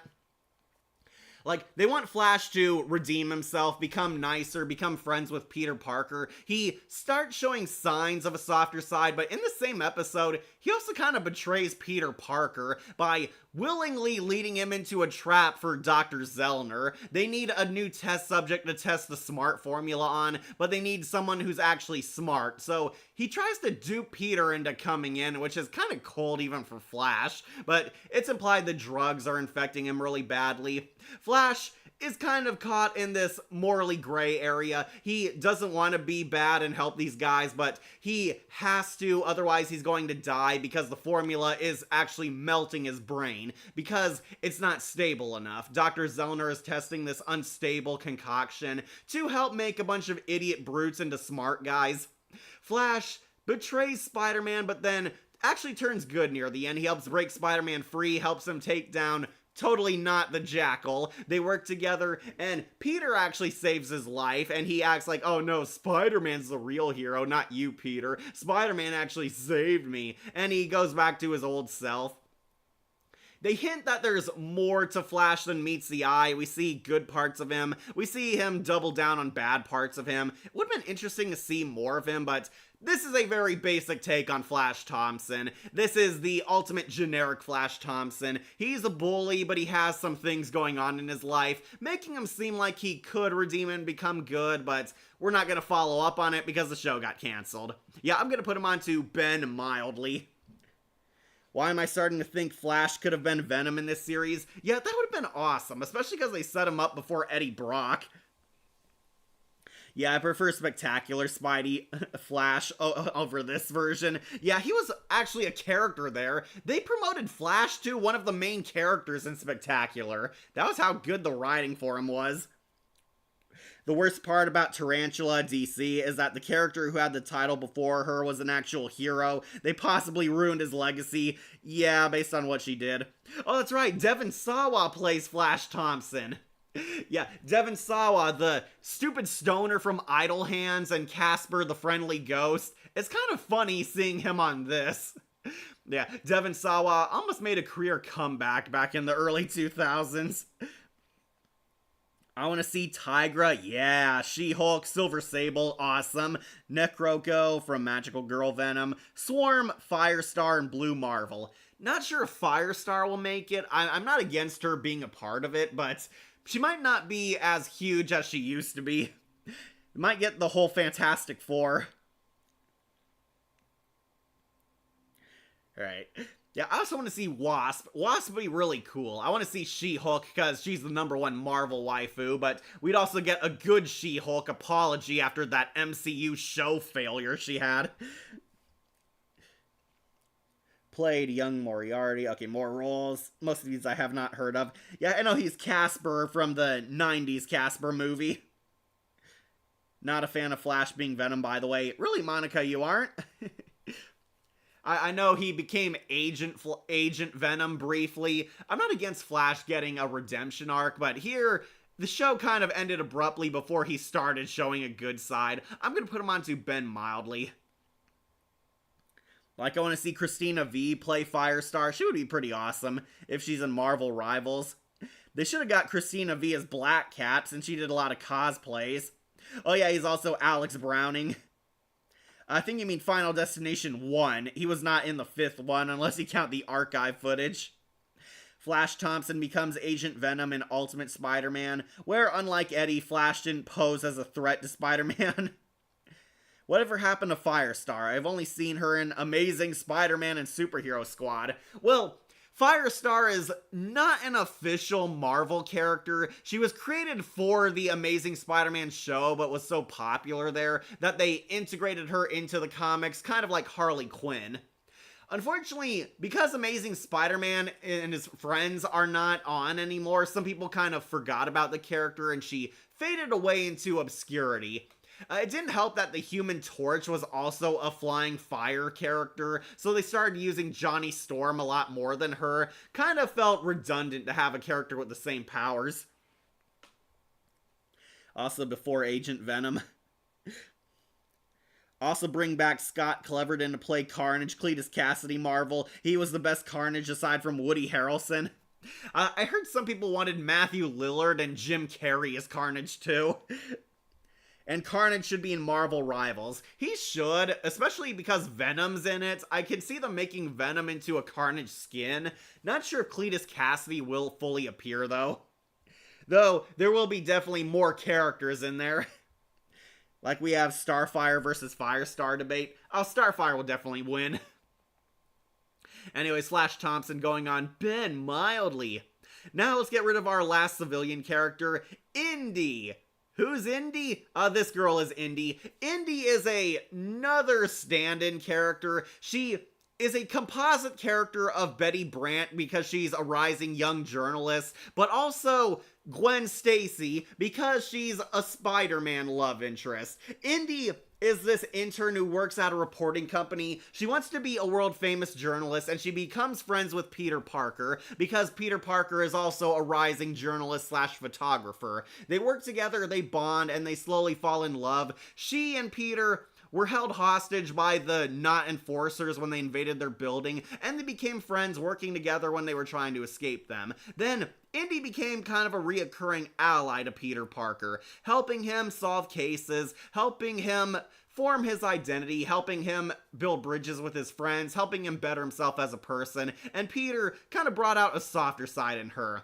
Indy, gonna put on to Ben mildly. I do like her more than Flash because she was actually nice, but the character kind of had her ups and downs. I was really mixed on her in general. She had a few good moments, had a few generic moments, didn't really piss me off, but she was there for a love triangle. She was created to be an obstacle between Peter Parker and Mary Jane.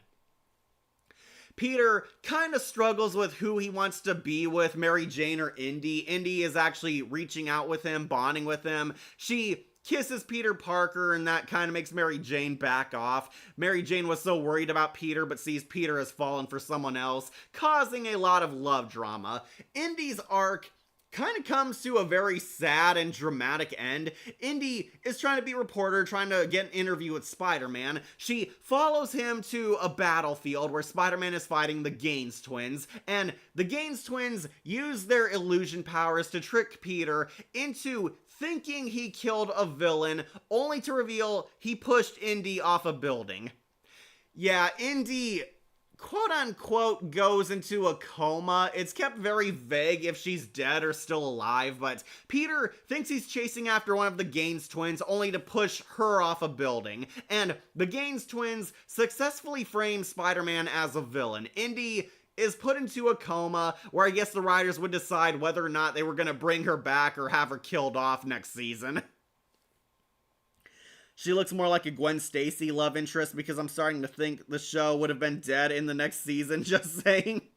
Yeah, I'm very certain she was supposed to be Gwen Stacy. According to a lot of Wikipedia articles and TV tropes, she was supposed to be based off of Betty Brant because she's also a young reporter, and Betty Brant was a love interest for Peter in one continuity, though she's clearly also Gwen Stacy because she's a lot more outgoing, a lot more of an intellectual than Mary Jane, and she ends up falling to her death where Spider-Man failed to save her. Basically, her death breaks Peter Parker and causes him to give up being Spider-Man. He quits, throws his costume away, and Indy is kind of left hanging. The doctors say they're not sure if she's gonna come out of her coma or not, but I think they were going to kill her off, honestly. I do think they would have killed her off so Peter could end up with Mary Jane, but she was supposed to be kind of the Gwen Stacy of the show. And Angela Brooks played Indira Indy, yep. Redundant when they had many characters share a mantle, a gazillions with Spider-Man. What goes on in the minds of comic writers, I know. Yeah, I think she was going to be killed off. Agreed, she was a mixed bag, but had her moments. Unfortunately, she doesn't get a happy ending with Peter in the final episode. Yeah, she didn't. Honestly, didn't really hate her, but I wasn't super in love with her. They tried giving her a lot more spunk and personality than Mary Jane. She actually became friends with Mary Jane, so the love triangle had a much more happier fallout. She and Mary Jane initially dislike each other, they grow to bond and like each other, then they actually start supporting each other over May the Best Girl Win. Unfortunately, Indy ends up in a coma, and yeah, I think they were gonna kill her off. She is pushed off a building, Spider-Man looks like a villain, and Peter, of course, completely blames himself for it. I do think Indy was gonna be Gwen Stacy. Having her die, her death affects Spider-Man, and he quits, and we were gonna get a lead into the Venom arc come season 2, which unfortunately never happened. I think Indy's fine. I'm gonna put her on to Ben mildly. Didn't really love her all that much, but she's far from the worst Spidey love interest we ever had. In my Spider-Man story, it starts with Gwen Stacy getting killed off by the Green Goblin. Wow, really? That early, Monica?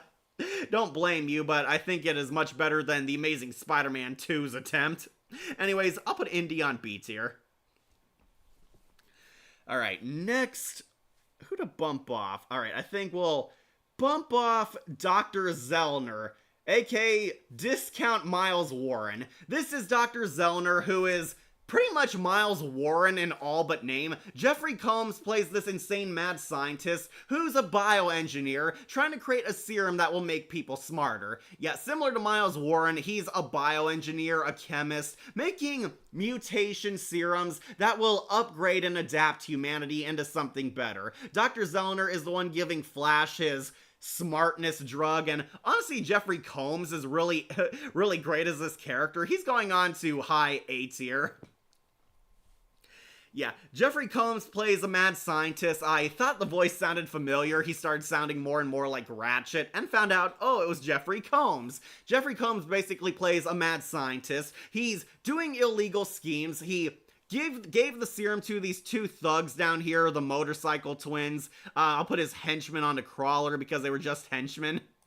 Yeah, these two guys are basically Dr. Zellner's goons. They're two thugs he gave the smartness serum towards. It made them hyper intelligent. Spider-Man fights them. It turns out the thugs are stealing money to fund Dr. Zellner's scientific experiments. They're stealing money, robbing places, committing crimes on his behalf. Dr. Zellner is trying to perfect his serum to give somebody greater intelligence as the leader. If you don't know, that's Hulk's nemesis, but basically making them super smart, making them hyper geniuses. And Jeffrey Combs is pretty good as this character. He's very sleazy, very creepy, very underhanded, very mysterious. Though, the only reason he's not going on to S tier is because his final battle is not very good. Mostly these twins are the muscle they fight for him. They're basically generic henchmen. I think they were supposed to be kind of prototype rhinos because the serum made them physically stronger, made them smarter. But I'm going to put them on the Crawler because he's more so the brains behind the operation. Dr. Zellner's final fight is kind of anticlimactic. He takes Flash Thompson at gunpoint and tries to take the subway to escape Spider-Man. Spidey fights him, and pretty much the only tension here is because Flash is being held hostage and Spider-Man was drugged by tranquilizer. He's kind of out of it, trying to struggle to keep up with Dr. Zellner, but he defeats him very easily because he is not a very physically imposing threat. Jeffrey Combs is a very underrated voice actor. Yeah, he is awesome. Jeffrey Combs is great. That's kind of why he won high A tier. So, this character is supposed to be the Jackal, Miles Warren. If you don't know, Miles Warren is a bioengineering supervillain. He creates a lot of inventions and super serums to help humanity adapt. He is basically behind a lot of the creation of Spider-Man's villains, especially on Spectacular Spider-Man. He eventually tests the serum on himself to turn him into the Jackal, and they were teasing that with Jeffrey Combs because he mentions that he's made a lot of elixirs and potions over the years, a lot of serums that were supposed to help adapt humanity. I think Jeffrey Combs would be awesome as the Jackal. He definitely fits that casting very, very well. But, of course, they couldn't use the actual character. Miles Warren is also behind the infamous Clone Saga. Watch Linkara's reviews for detail on that. But yeah, Miles Warren was a very interesting Spider-Man villain. He had a huge impact on Spidey's life, and considering he's one of the few got taken alive, I assume he was going to come back and reveal that he would be a canon Spider-Man threat, but I thought it was pretty good. Pretty amazing villain. Jeffrey Combs as a mad scientist is always a plus. I'll put him on amazing. But the biker twins, they're going on Crawler because they were basically goons. They acted like they were in charge, but Dr. Zellner was clearly pulling all the strings. Also, Norman Osborn should not have a redemption arc, agree, because he is a villain through and through. I'm tired of people making Norman sympathetic. Well, he was the Iron Patriot. Yeah, that's not a joke. Norman Osborn was the original Iron Patriot. The MCU kind of tricked all our butts into thinking it was, oh, no, it was really Rhodey. Jackal Miles Warren is a solid Spider-Man villain in general. Well, Clone Saga notwithstanding. God, the Clone Saga, an over-convoluted mess. What, Shadow Link, you don't like Ben Reilly? Yeah. Clone Saga, for those of you who don't know, the Clone Saga is one of the most infamous Spider-Man story arcs. It has gone on for a long time, has so many issues, and as it went on, the story became a convoluted mess, retconning a bunch of stuff, inserting a bunch of crappy stuff, really bizarre twists, and not even deciding who the main villain was. For at least half of it, the Jackal was the villain, but then they started moving away from him, again, making the story a lot more hard to follow. But yeah, Jackal is a pretty kick-ass villain. I want Jeffrey Combs to come back as the Jackal. He would be ideal for that. But for now, I'll put his knockoff counterpart onto Amazing. Alright, Wolfpack, I gotta use my first restroom break, but cast your vote below who you want to see next. Got quite a few characters. We still have Kraven the Hunter, we have Christina, we have the Gaines twins, we have technically Black Cat and Silver Sable on here. Tell me who you guys want to see next. I'll be right back. I'll try to be quick.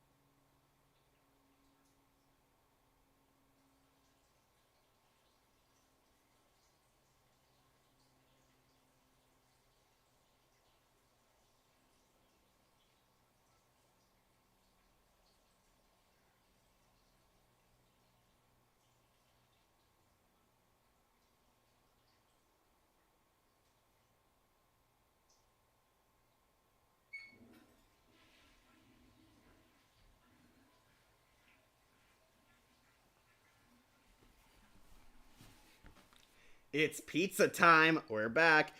Kraven, Silver Sable, Kraven. Alright, a lot of people want Kraven the Hunter. They should not have Norman Osborn transform into a goblin instead of it being a costume. Also, he transforms, he puts on the purple armor. Well, it is much better than the gray goblin suit.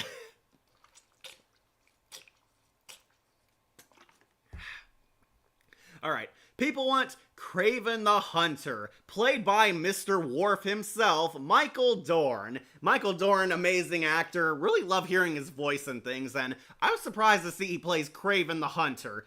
This is Kraven, who is a hunter. He's a professional poacher slash illegitimate businessman who shows up to New York basically on the prowl, hunting for the finest things or doing mercenary jobs in this show.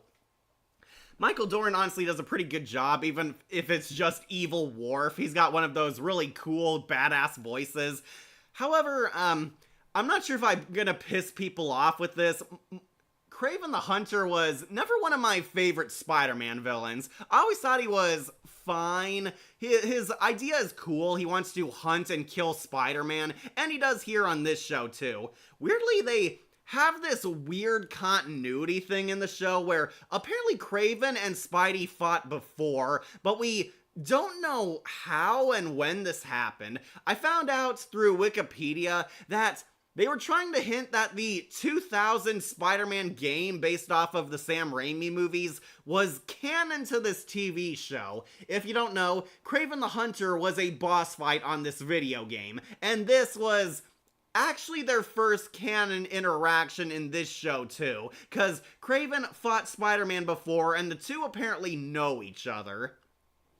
Kraven wants to hunt and kill Spider-Man because he's his ultimate enemy, his prey, and he shows up here. He and his hunters are actually on a completely different job. Kraven is set up like he's going to be the main villain in the finale, but really, he's a rival villain of the Gaines twins. The Gaines twins mind rape and brainwash Spider-Man into assassinating Kraven the Hunter because in a nightmare dream world, Kraven killed Mary Jane. Which honestly does show that he is a pretty badass villain, that he can get close enough to Spidey to do something like that. I thought Kraven was pretty cool on this show, but he doesn't show up until the finale, which was always my problem, and I'm not too huge a fan of Kraven. I might put him onto amazing. Yeah, I'll put him under Electro. I thought Electro was definitely much better. Most Kraven interpretations have been pretty good overall, well, unless you count the god-awful Kraven movie. Oh, is that the one with Kick-Ass as Kraven, Aaron Taylor Johnson? That movie was so atrocious. Yeah, that is easily the worst Kraven by far. They have to go out of their way to make a worse Kraven than that. Sorry, catch up on comments. Yeah, I know they shouldn't have Norman Osborn as a redeemed character. Kraven, okay. Most Kraven interpretations have been pretty good. Yeah, most. I did like that they made him a cat boy in Spectacular Spider-Man. Kraven has never been one of my ideal villains for Spidey. I know he's a big name. I know he has a huge fan base. Kraven is really cool, really badass, has a lot of masculinity to him, really ferocious fighter. Kraven has a lot of spirit animal abilities, though depending on the continuity you follow, sometimes he mutates himself into an animal man. But Kraven on this show, honestly, is pretty decent. I do think he's threatening. They do have his big-ass crossbow here. He looks like Kraven, acts like Kraven, got a really ideal voice for him. Michael Dorn does an amazing job as warrior guys, which is very likely why he was casted as the hunter here. I wrote they should have. I didn't put not in there. Oh, Monica, you forgot to put the not. Michael Dorn was also the Sandman in the Santa Claus movies, Ferdinand, the Minotaur, and Wonder Woman Bloodlines, and was in Reading Rainbow. I know him as the Klingon warrior Worf from Star Trek The Next Generation. And starring the worst Rhino as well. Worse than Paul Giamatti, Shadow. I did see the CGI for him. That looked so hideous. It's like, that looks like CGI before the 2000s X-Men movies. Cold Stone and Gargoyles. Yeah, he was awesome in that too. Yeah, Michael Dorn does a pretty good job. I do like Kraven. Don't really love him enough for S tier. I know some people might be hating me in the chat or comments, but Kraven the Hunter has never been one of my ideal Spider-Man villains. I think he's fine on the show here. Very glad he made it in because Lord knows this series could use more of Spider-Man's classic foes. But Kraven shows up in a dream sequence. We find out the Gaines twins are creating illusions to brainwash Spider-Man because the Gaines twins are enemies of Kraven the Hunter because Kraven killed their parents and mutated them into super soldiers. This is sadly never dived into in the second part. I believe the Gaines twins were likely going to come back in the second season, which never happened. But Spider-Man fights Kraven, fights him for real in part 2, nearly murders Kraven. He actually ties a web noose around Kraven, almost strangles him to death, until Spidey snaps out of it and stops himself before it's too late. And they kind of hint that the video game fight they had in that 2000 Spider-Man game was actually canon to this, because Kraven mentions fighting Spider-Man before, which we never saw on the show. Because Norman Osborn should transform into the Goblin. Oh, you like that, yeah. Yeah, the Goblin suit got kind of weirder as it went on. Your opinion on Kraven is handled? Yeah. Steel and, still reading roles, huh? Yeah, he was also Steel in the Superman the Animated Series until he was replaced by Phil Lamar. And he was Tala on The Real Adventures of Johnny Quest. Why were they trying to make Spider-Man's villains as heroes the last few years? I don't get it. Well, they want to show that Spider-Man's villains are misunderstood because a lot of them do have tragic backstories. Even Kraven the Hunter kind of had a tragic backstory. They want to show that Spider-Man's villains can be saved, they can be redeemed into good guys. I kind of miss a lot of the Spider-Man villains who were full-blown evil, like Green Goblin for one, and the Scorpion was a lot better as a bad guy. Did not like when Flash Thompson became the Scorpion. But yeah, Spider-Man villains, they want to show that, they're just poor misunderstood people like Peter Parker or Mary Jane, that, they're not evil, they're just broken, and sometimes it works and sometimes it doesn't. Yeah, he was Calabac, his Darkseid son in Justice League, and the Fright Knight in Danny Phantom, and he was some reverend in Static Shock. The 90s series Spectacular Spider-Man and Marvel Spider-Man 2 are my personal favorite versions of Kraven. Definitely more better than Kick-Ass being Kraven in that Sony movie. An attempt, but no good. Okay, Aaron Taylor Johnson looks like Kraven, but he did not act or feel like Kraven. That was the big problem. I commend Kick-Ass for getting into actual shape. He got really buff, looked really badass, and all the trailers made it look like it was going to be a good movie. Turned out it was anything but. Honestly, I think Kraven the Hunter was worse than Madam Web. Got a lot to say about Madam Web, but that's for a future Spider-Man tier list. And he was Fortress Maximus in Transformers Titans Return. And Battle Beast on Invincible.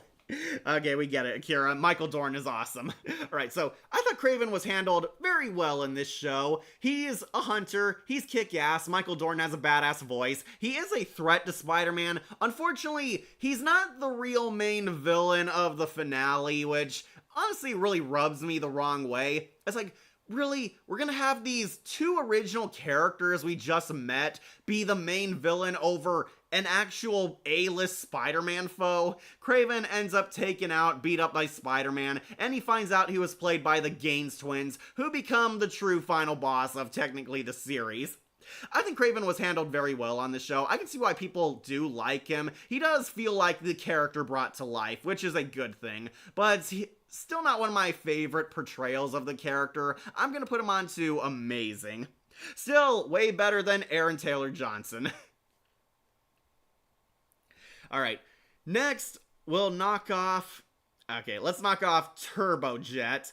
Yeah, remember this guy? This is Turbojet, the main villain of the pilot of the series. And I heard he was based off of another Spider-Man villain. I don't remember his name. I thought he was supposed to be based off of Shocker or something, because he wears basically this super enhanced iron suit. Turbojet, I'm gonna put on to Ben Mildly. This guy was interesting idea for a villain, but then they stopped using him. Turbojet is basically this wannabe Robin Hood supervillain. He's attacking and stealing things, and what made him interesting is, unlike Spider-Man, Turbojet actually has a fan base. The people of New York, especially the naive, impressionable college kids, idolize Turbojet. They see him as a hero, sticking it to the man, stealing things from those big-wig corporations and rich folks who don't deserve it. Turbojet looks like a hero, but he's really the villain. Whereas Spider-Man is an actual hero, but looks like the villain in the eyes of New York. Thank you, JJ. And basically, this puts them at odds. This character is basically a mirror to Peter Parker. He is using his great power irresponsibly. He wants to steal stuff because he's a greedy, selfish thief. He is terrorizing people. He does not care about the civilians caught in the crossfire, collateral damage, that sort. Basically, using his popularity as an excuse to get away with it. He is hiding behind the fact that, oh, people like me. I'm doing more good than you, Spider-Man, when really he's the bad guy. And this shows us that Spider-Man, despite his infamy, his bad reputation, is still putting up a good fight. He's fighting Turbojet. If you can't tell, Turbojet basically wears this jet-powered iron suit. It looks like a War Machine kind of outfit, though with a lot of space designs. He's like wearing an astronaut helmet here. I thought this guy was like supposed to be the Shocker or something, because he doesn't have powers. It's all the suit. It's all his air gauntlets. I believe it was one of the most forgettable Spider-Man villains, the Rocket Racer. Yes, seriously, he was inspired by the Rocket Racer. Okay, that's who he was. Yeah, I thought this was supposed to be the Shocker, because we just see he has, like, gauntlets that have energy blasts to them. No, he's apparently Rocket Racer. Harold Perrineau played Turbojet. Having a tragic backstory doesn't mean that they are redeemable or heroic. It may be true sometimes, but they should let villains just be evil. Not everyone changes, but many will, tragic backstory or not. Yeah, exactly. Oh yes, but then again, not saying much, Morbius, Madam Web, and Kraven were all terrible. Granted, the Venom movies were at least so bad they're good, but still not good. Yeah, The Last Dance was plain terrible. I thought Venom 2, Let There Be Carnage had their moments. I thought Woody Harrelson was decent as Cletus Cassidy. Though, did not agree with the casting for Shriek in that movie. He played Link in Matrix Reloaded, Blade, and he was the anime Blade. Alright, and Manny and Constantine. Basically like Mysterio from Spider-Man Far From Home in the MCU. Yeah, basically posed as a hero, but really he's an evil bastard. Spider-Man fights him, and despite all of Spider-Man's bad press, negativity, he still puts up the good fight, defeats him, exposes that Turbojet is a total bastard. He does not care about the people getting hurt in the crossfire, destroys his suit, exposes him, and takes him down, and Spider-Man has some renewed hope in the pilot to keep up the fight, and basically he was the starter villain of the show. I think he's alright, definitely a B-tier villain. Don't know who Rocket Racer is, but I'm sure somebody somewhere is glad he got depicted in a Spider-Man story. I'll put him on the B-tier. He was an alright villain, but I prefer the more big-name Spidey threats. Alright, speaking of which, got some other villains on here. Let's bump off Christina, played by Tara Strong, who I'm going to refer as Evil Kylie, because she's kind of like her character from Extreme Ghostbusters. Yeah, this character is played by Tara Strong. This is Christina. She's a schizophrenic weird girl. She is a genius. She invented this ESP machine. Christina and Peter Parker are assigned to be lab partners in their science class, and they must invent something together. Yeah, this is a college class where you have to have lab partners, but yeah, basically Christina and Peter work together, and Christina is a very weird girl. She's the crazy girl. She's very loopy, very antisocial, kind of an emo kid. She also has a huge crush on Spider-Man. Christina is a total fangirl of Spider-Man. She has like a stalker shrine to him in her room, has a bunch of photos of Spider-Man, has her special folder with Spider-Man's pictures on it, likes talking about Spider-Man with Peter Parker. Christina created an invention. It's an ESP machine, a machine that will allow her to read minds. She tries to read Peter's mind. Unfortunately, the machine goes haywire because she overloaded it with her crappy electric wiring, and she fries her brain, causing her to completely go insane, and the voices and craziness in her head manifests into the form of Spider-Man. And one thing I liked about this episode, Neil Patrick Harris can play a very creepy Spider-Man. This is an evil hallucination Spider-Man who tells Christina, oh, that you're not a psycho, that your delusions and fantasies could happen. Just listen to me. You have to become a villain to attract me. Yes, really. She is basically another yandere villain, and it's pretty funny hearing Tara Strong as this character. She plays a complete psycho yandere bitch who commits crimes, tries to fake her suicide so Spider-Man can save her, takes people hostage, and eventually tries to kill Mary Jane because she sees Mary Jane as a rival for her lover, Spider-Man. Like, why didn't they hire Grey DeLisle to play Christina than Tara Strong? I'm certain it was because Grey DeLisle was not big yet. She was still playing Icky Vicky as her biggest role back then. Tara Strong was a lot more famous by this time. And this character reminded me so much of Kylie from Extreme Ghostbusters. Tara Strong does her New Yorker accent voice, has kind of a goth design, has spray painted hair, and Tara Strong does kind of sound like Kylie in a few moments where she's talking to herself. It's kind of funny. Like, why Turbojet instead of Mysterio? Unfortunately, they didn't want to use him because Sam Raimi had the spider embargo, and we all thought Bruce Campbell was going to be Mysterio. Depending on who you ask, he still is to some people. So he is Homelander and Volpina fame? Yeah, kind of. Basically like Mysterio from Far From Home. They should have brought back the Arachnoid or Nephalia from the 70s. Alright, I don't know who those are. Like Creepy Connie from Jessie. With sarcasm, oh look, Tara Strong playing another emo sort of goth teen, just like Kylie and Raven. And did you know Tara Strong almost got to be Mandy in The Grim Adventures of Billy and Mandy? So, why did it feel like Fall and Hannah and Me? And yes, this is as close as you can have Tara Strong as a yandere-wise. Hey, makes about as much sense as her being in a harem-wise for Ben 10 Omniverse. Yep, Spider Embargo exists. Honestly, I didn't think this character was too bad. Tara Strong is definitely having a blast being the psycho girl. I heard this episode was infamously banned before it aired. You can only see it like on the DVD or, of course, YouTube now, because apparently she was inspired by the Columbine shooters, and this was back when school shootings were not very common. Honestly, I think that made the character hold up very well today. Basically, Christina is a very delusional, unhinged young adult who is basically trying to project all her problems and desires onto Spider-Man. She is very much crazy, needs psychiatric help, and is not getting it because she thinks there's nothing wrong with her. And she pretty much devolves into being a villain, using her great scientific gifts for evil. I was hoping she was going to turn out to be a canon villain from Spider-Man's universe, but apparently no. We never see her don a costume or an outfit or a whole new identity or anything. She doesn't even really gain powers. She just sees her psychotic delusions in the form of Spider-Man, and it allows Neil Patrick Harris to use his evil voice. Honestly, Neil Patrick Harris does a really good job being a creepy, weird Spider-Man, trying to say, oh, I love you, girl, we can be together if you just kill some people.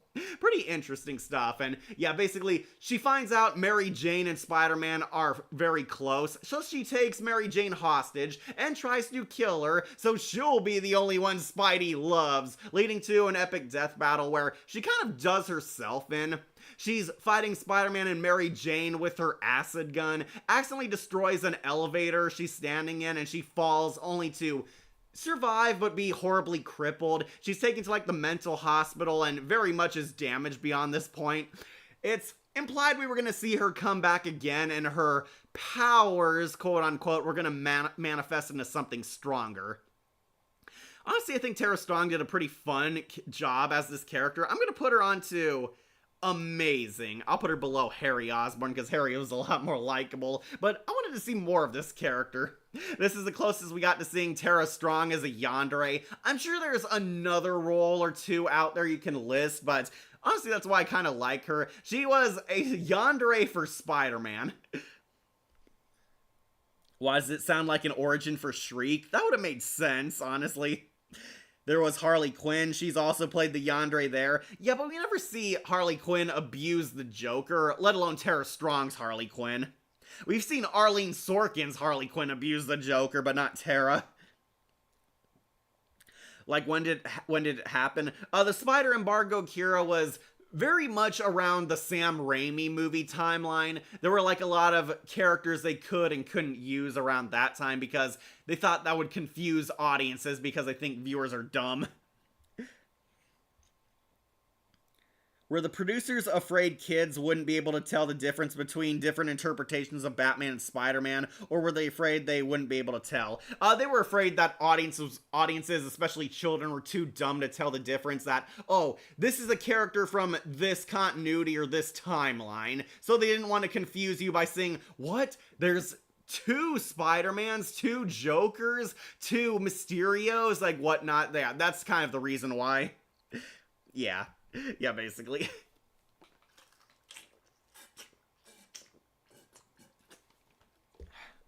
Okay, so I thought Christina was a pretty interesting character. Pretty underrated villainess. I'm gonna put her on to A tier.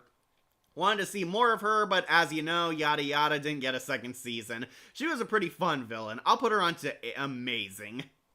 Alright, almost there, guys. We're on the final 5. Next, let's bump off Black Cat. Yeah, we finally made it. This is Black Cat. Yeah, this girl. And notice they took that name very literally. So, she's pretty much Black Cat in all but name. This is actually Talon, who is a professional femme fatale thief, who of course bumps into Spider-Man. Her show name is Talon, and they do not call her Black Cat in the show because she was race changed. She's played by a black woman. Some rapper lady plays her. I think her name was like Eve or something, and the producers were afraid that they would be racist if they called the black woman Black Cat.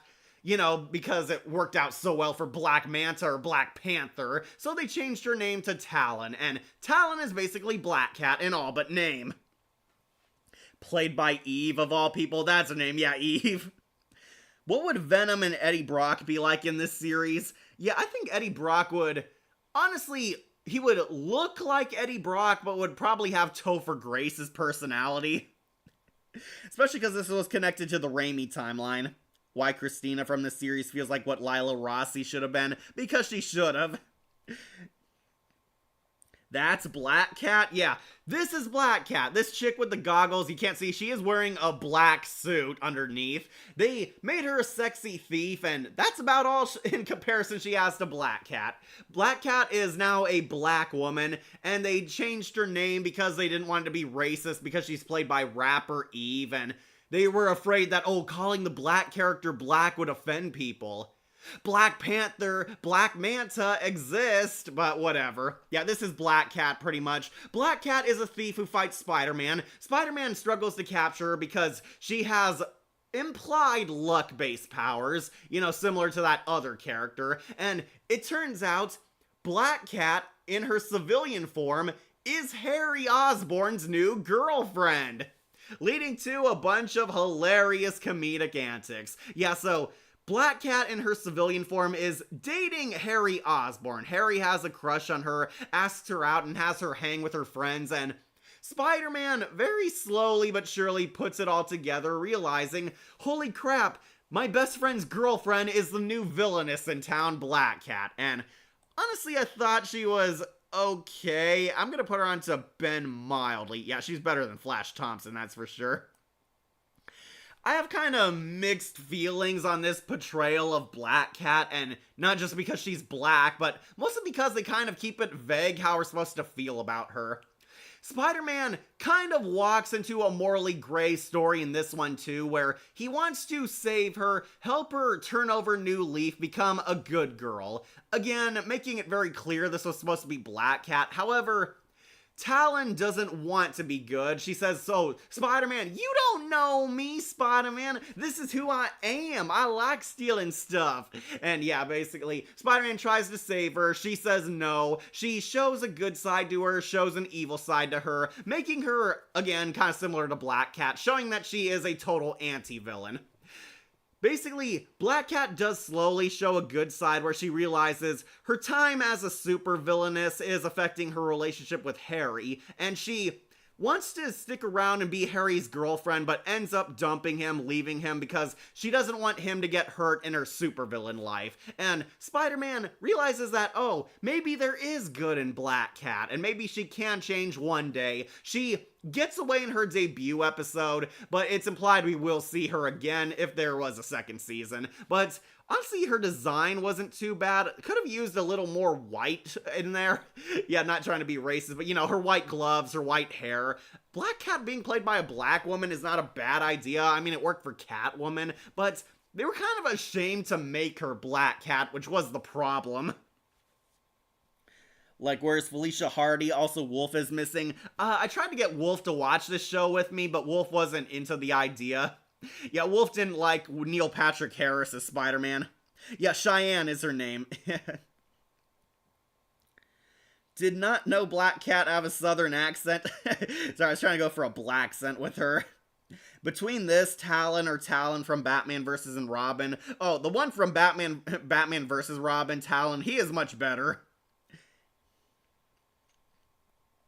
Yep, this chick is Black Cat. She dresses like Black Cat minus the white gloves and boots. She actually like bears her midriff in this version. She doesn't even have the white hair. She wears like these cat goggles on here, kind of like Selena Kyle does. Basically, she's a professional badass thief. She doesn't want to become a good girl, but realizes that there is good in her. Spider-Man tries to save her, but she doesn't want his saving. And it's implied she is also developing feelings for Spider-Man in her villainous mode. She is kind of tied between Harry and Spider-Man, but ultimately she goes her own way. Like a cat, she walks alone. And that's kind of the last we see of her. It's implied we would have seen her again eventually, and she would be caught in a love triangle between Harry and Spider-Man.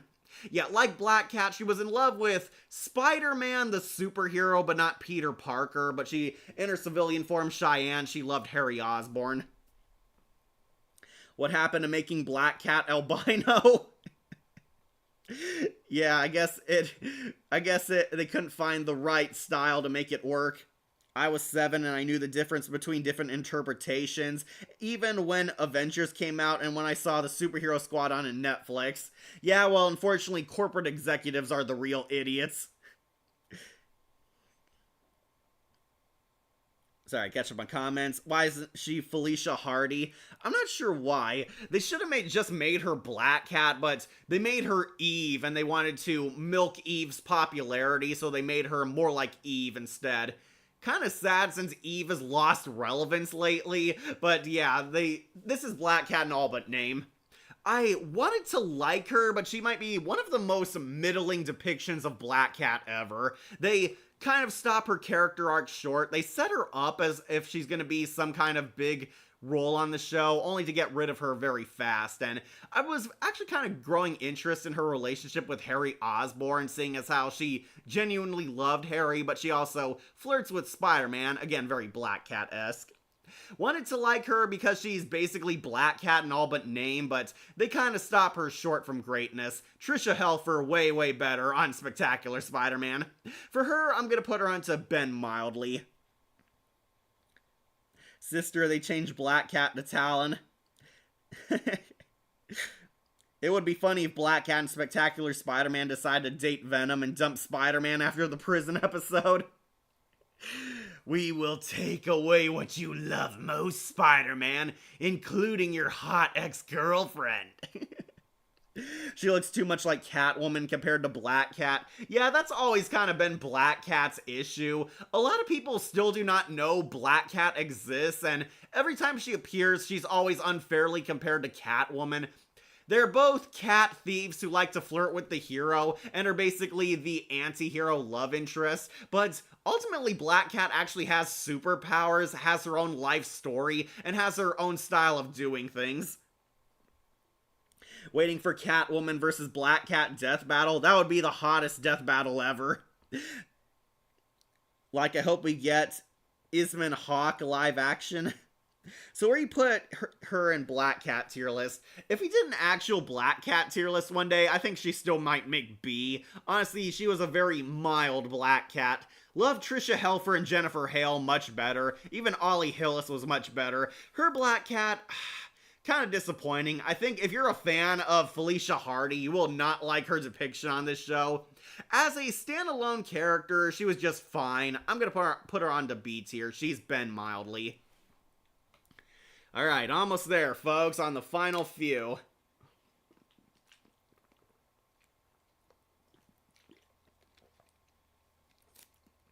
Well, in her fire outfit. Oh, Alia is my OC Black Cat. Oh, pretty cool. Alright, next let's bump off the Gaines twins. Yep, let's get rid of the Gaines twins, the brother and the sister Gaines. These two are kind of stand-ins for Mysterio. They are illusionists. They mind rape their enemies. They can use their mind to control people, convince them into doing anything they want. Meanwhile, their victims are trapped in an illusion world where their worst fears or their best dreams come true. The Gaines twins have to be like under constant sedation, otherwise their powers will run amok and they can control anyone. The Gaines twins stage a prison break only to bump into Spider-Man, and we find out they have a long game plan ahead of them. They brainwash Spider-Man into being their loyal minion. We see Peter trapped in a dream world. At first it's very ideal, people love him, things are going good for him, until he meets an illusions of Silver Sable and Kraven the Hunter, who fight him, and Kraven murders Mary Jane. Don't worry, it's only a dream. Real Mary Jane is fine, alive and well, but Spider-Man is tricked into believing Mary Jane was killed by Kraven the Hunter. It turns out these two are arch enemies to Kraven, and are using Spidey to get their revenge because Spider-Man is superhuman and can kill Kraven instantly.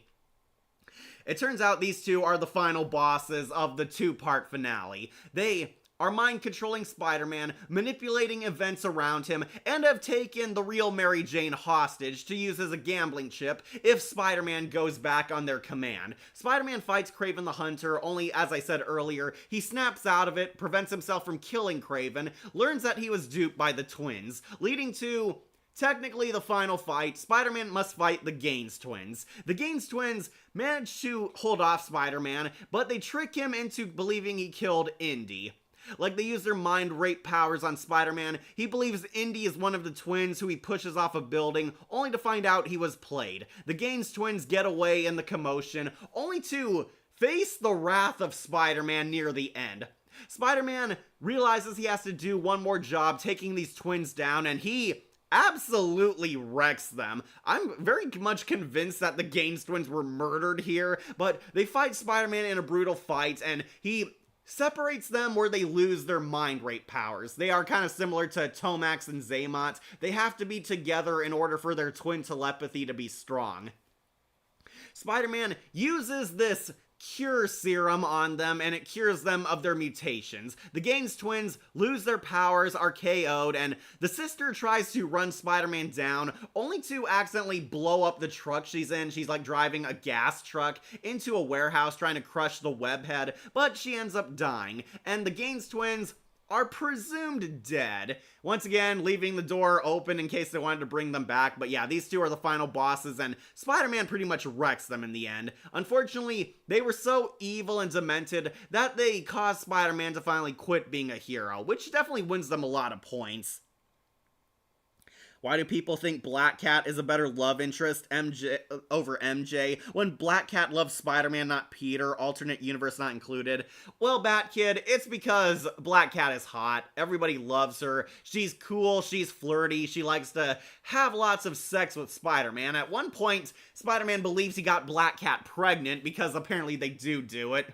People love Black Cat because she's the hot bad girl. People are attracted to the dangerous one. Like, all girls love bad boys. A lot of guys like dangerous femme fatales. Yeah, Black Cat is a very sexy bad girl, and some people really love the idea of being with her. Again, Black Cat is kind of Marvel's answer to Catwoman, so that makes a lot of sense as to why she has a huge fan base. Yeah, like I said, the finale was depressing and bittersweet. Yeah, Spider-Man thankfully took down the Gaines twins. He didn't give up like when Dr. Octopus was on the loose. But yeah, the Gaines twins technically are the final bosses of the show, and I think they're fine. These two are kind of a stand-in for Mysterio. If you don't know, Mysterio is an illusion master. He has the power to create lifelike dreams, illusions, and uses a lot of trickery on the mind, just like the Gaines twins do. However, the Gaines twins have actual powers, whereas Mysterio has a lot of technology at his disposal. And that kind of made the Gaines twins a lot more effective as villains because they actually have superpowers. I will put them together, and I might put them onto Amazing. I did like them. A little more than Christina, of course. But yeah, these two, definitely interesting villains. Did think they were pretty fun, pretty charming, very creepy at times. Made a lot of great use of their powers. A lot of fantastic art visuals in this finale. And they succeeded at what some villains struggle. They broke Spider-Man, so evil that they drove the webhead into quitting. Of course, we all know Spidey would be back, but for now, I think these villains are pretty amazing.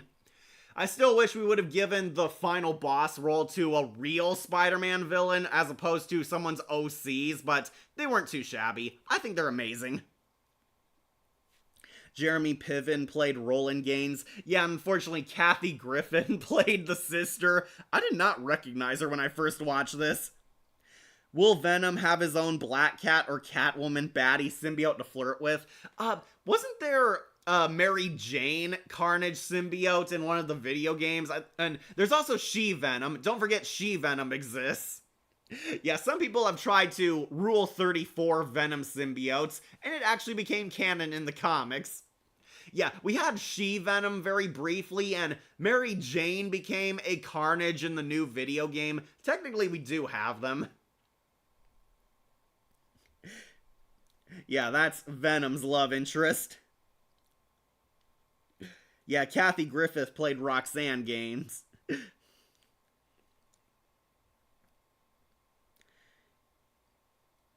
Yeah, she was also the Agent Autumn in What's New Scooby-Doo, The Unnatural. Yeah, they were both in a lot of great things. There's a fan fiction that has a crossover between Spectacular Spider-Man and Darkstalkers called Advent of Midnight. I remember Marvel vs. Capcom has a funny quote where Spider-Man fights the Darkstalkers and his win quote is, "What is up with me and Catgirl's named Felicia anyway?" If you know, you know. That is pretty funny. Oh yeah, he was an elongated man in Justice League Unlimited, Kick-Ass Show, and Tyler Ward in Twilight Zone G3 episode, The Line Man. We gotten some requests for that episode. If you're curious, Wolf is thinking about reviewing Cold Fusion one day. And it was the Timekeeper. Oh, and Spy Kids 4. No. And he was Rock Rivers and Scooby-Doo, Where's My Mummy? Oh, okay, the camera guy. And Ross Giggins in Scary Movie 3. Okay, so yeah, the Gaines twins, pretty interesting villains. I'll put them on Amazing.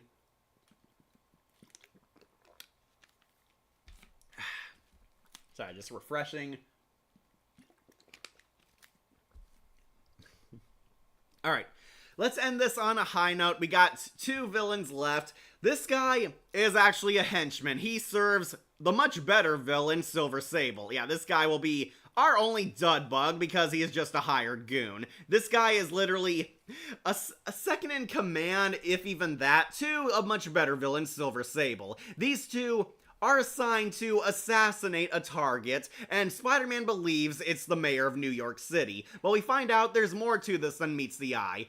This guy, basically another henchman, and a much more generic one at that. Basically, he's the right-hand man to our much better villain, Silver Sable. Ending on a high note, I love Silver Sable. She is going on spectacular at second place.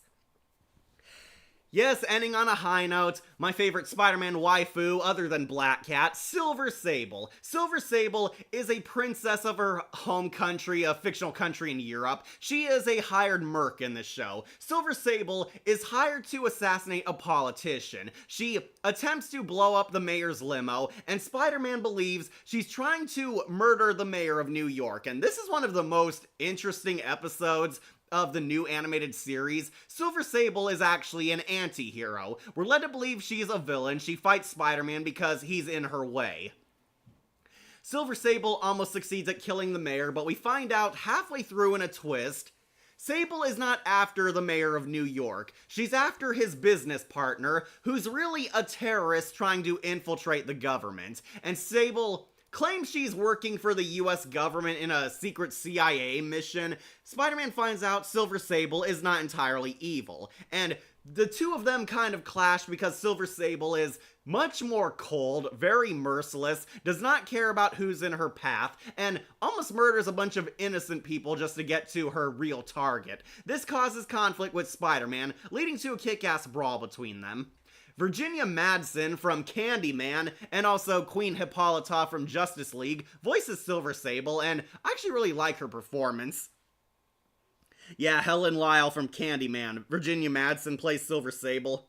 Love Silver Sable in the series, Marvel Spider-Man and Spectacular Spider-Man. Yeah, she was sexy in Spectacular Spider-Man. And yes, Kat, highly agree, great waifu material. Yeah, Silver Sable is literally an assassin princess. That is so hot. Love her design, love her outfit, love Virginia's voice for her. She is very commanding, very threatening, also shows a softer side. Spider-Man and Silver Sable brawl. Basically, Spidey thinks she's the villain. We find out Sable is actually an anti-hero, or anti-villain, depending on how you look at it. Sable has no quarrel with Spider-Man, but he's just in her way. Sable is after this terrorist guy who is trying to convince the mayor to back him up to go into the president's White House, when really he's a terrorist who wishes to blow it up. Sable is trying to assassinate this guy. Really love her weapons. She has these extendable dagger swords, which look really cool. She like pulls them out of her wrist. At first, they're kind of like wrist knives, but they can extend into full-blown swords. That is really kick-ass. She fights Spider-Man. She tries to attack Peter Parker because, unfortunately, Peter accidentally filmed a picture with her in the background. She was like setting up her sniper position, and Peter inadvertently caught her on film. Silver Sable is a mysterious assassin. She does not want to leave any trace of her committing the crime, so she tries to steal the tape from Peter Parker, only to abduct his friends. And Sable is so low profile that she threatens to kill Harry, MJ, and Indy altogether if Peter doesn't hand over the tape which has her in the background. Unfortunately, Sable loses because she made the mistake of trying to blackmail Spider-Man, because Peter is Spider-Man. Peter pretends to play dumb and play along, only to completely snitch on her and quickly suit up as Spidey, interfering with her plans. Sable actually very cleverly disguises herself as a part of the mayor's campaign team. She infiltrated his team basically to get closer to her target. Unfortunately, Peter blows her cover, leading to a badass brawl in the streets where they abduct the mayor's limo again, and Sable and Peter have an epic lightsaber fight. Would have definitely liked to see Natasha Romanoff take on Silver Sable. That would be a great cat fight. Absolutely. I'm still sad we never got to see Silver and Black, the Silver Sable and Black Cat girl team-up movie, which was supposed to happen. Yeah, remember this, guys? This was supposed to be a thing. We were gonna get a movie depicting Silver Sable and Black Cat becoming best friends, and they were going to have a girl-villain-hero adventure. I would have loved to see that, especially because we have not seen Silver Sable or Black Cat in live action. Well, Technically, we did see Felicia Hardy, but she never donned a suit, alright? We have not seen Silver Sable in live action, and Black Cat has yet to appear as her true self. She was Commander Hera in Voltron, Legendary Defenders. Great show until it went on too long. I've only seen Silver Sable in the PS4 game in this review. Oh, you didn't see her in Spectacular Spider-Man? Silver Sable is in Spectacular too. And the 90s animated series. Really loved the Spectacular Sable a lot more, but this one did not disappoint. Silver Sable is really kick-ass, no nonsense, very creepy when she has to be, can actually play nice. She does have a softer side, she does show Spidey. She doesn't want to fight him, but Spidey's getting in the way of her business. She has really cool weaponry, a lot of guns, a lot of daggers, has that really sexy white cat suit. Again, Silver Sable was kind of a dark reflection of Black Widow for the longest time. They bring up her background that Silver Sable is actually the princess of her own nation, but she takes up mercenary jobs. I will say Silver Sable is a lot more competent here than she is in the video game.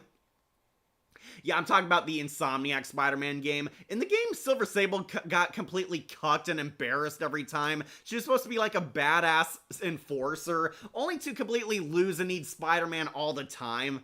Yes, I know her DLC redeemed her, but she still needed Spider-Man's help. Here, she's like in the same league as Spidey in this show. She can keep up with him, she can fight him, almost kill him.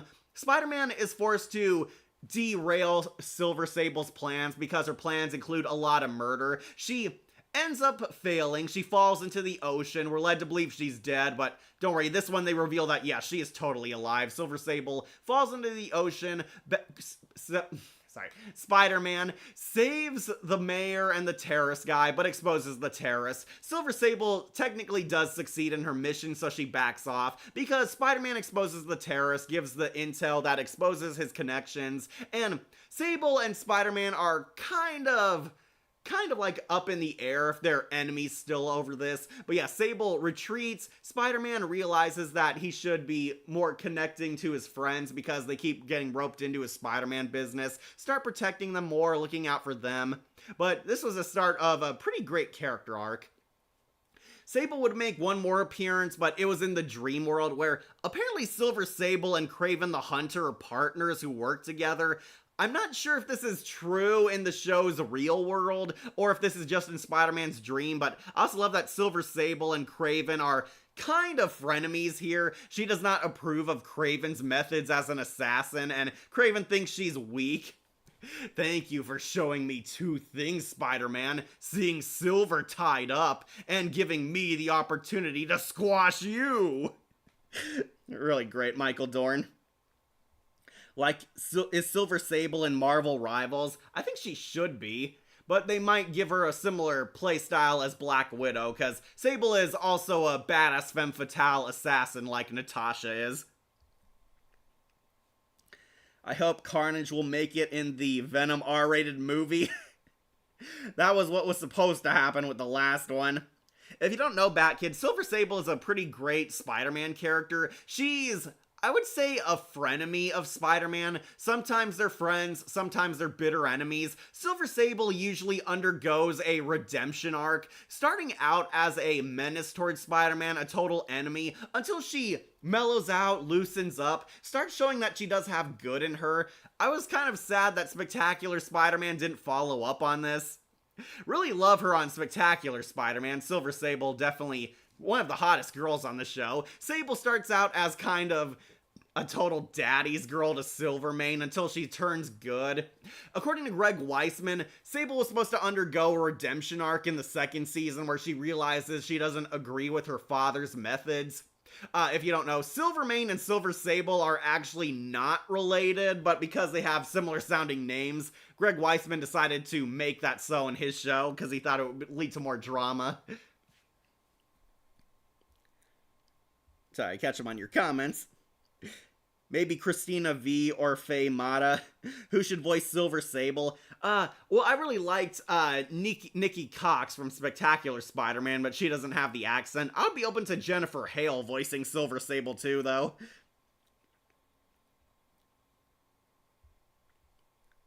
Sorry, reading your comments. Lady Shiva versus Silver Sable could be cool in death battle. Oh, absolutely. I think they would definitely work.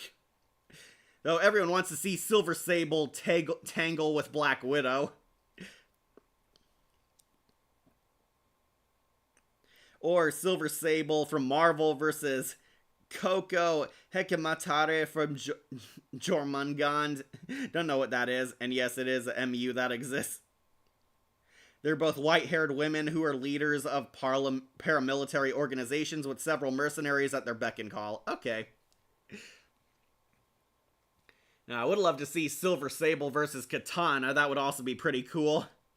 I really wish the series didn't get canceled. It's such a shame they never got a second season. Yeah, it is. Yeah, there's been a lot of great Silver Sable interpretations. I have to go. Bye. Bye, Monica. It's okay, you made it to the end. We're ending on the positive note of all positive notes. Really love Silver Sable's depiction on this show. I was surprised she even made it in, because this character is kind of obscure, even to some longtime Spider-Man fans. Silver Sable is basically a merc with a heart of gold. She starts showing a softer side, starts realizing that Spider-Man isn't her enemy, and presumably this was going to be followed up in Season 2, where Silver Sable might have turned fully good like she does in the comics, but for now, I loved her depiction on this show. She was badass, she was cool, she had a lot of great weapons, was actually a very smart villainess on the show, and was a very great twist hero on the show, because Sable was actually a good girl deep down who was trying to stop somebody worse than her. It turns out Silver Sable is not a monster. She assassinates a bunch of evil people. Corrupt dictators, corrupt politicians, full-blown terrorists, a lot of bad guys. And her true target was really a really bad guy who wanted to destroy America. Which makes me think that, yeah, Sable was definitely here on a nation's alliance. Her country is probably working with somebody inside the US government, since apparently both their countries wanted this assassin this terrorist assassinated. Did you hear they're releasing a new Lego Batman game? Yeah, I saw it. Or Silver Sable versus Najinda from Akame ga Kill. Or Esdeath. I think Esdeath would definitely be better, but she was used already. Like, imagine Silver Sable as a member of the Night Raid. She would definitely be kick-ass, and Sable definitely would have annihilated all of the Empire. Great tier list, Cat. See you in the next one. Until next time, bye. Bye, 19 Chris. But yeah, to wrap up, Silver Sable, definitely an S-tier badass. She is spectacular, and winning second place. So, looks like Spidey once again made it to top tier. Neil Patrick Harris Spidey is pretty awesome. He's our number one. Silver Sable is definitely second place on my favorites of this list. But at rock bottom is easily the worst J. Jonah Jameson. Carradine's J. Jonah was a very poor, forgettable depiction of this character. He's worse because he fell under the shadow of some really great guys. It is done. And best show that could watch. Both are high-ranking silver-haired female commanders who lead specialized groups of elite warriors. Yeah, I know that. I've seen Akame ga Kill. Najina leads Night Raid, while Silver Sable leads her mercenary groups, the Silver Sable International. Alright, so we completed our tier list, talked about all the big name characters of this show, from who's bad to who's top tier. As you can see, Spider-Man won. I love Silver Sable, and Lizard, Rob Zombie's Lizard, was actually a pretty unique take on this character. Underrated Mary Jane, and Michael Clark Duncan's Kingpin, also underrated. Really glad he got to be on a good Marvel story this time. These are the top 5 characters of the show. They made it on S tier. I'll go over the list for any of you late birds, or for those of you who skip click all the way to the end. But yeah, top 5, Spider-Man, Silver Sable, Rob Zombie's Lizard, Mary Jane, and Michael Clark Duncan's Kingpin. Top 5 best characters, easily my favorite parts of the show. Hope to see the 90 Spider-Man characters tier list in the future, along with Spider-Man villains tier list. Yeah, Spidey's got a lot of great villains.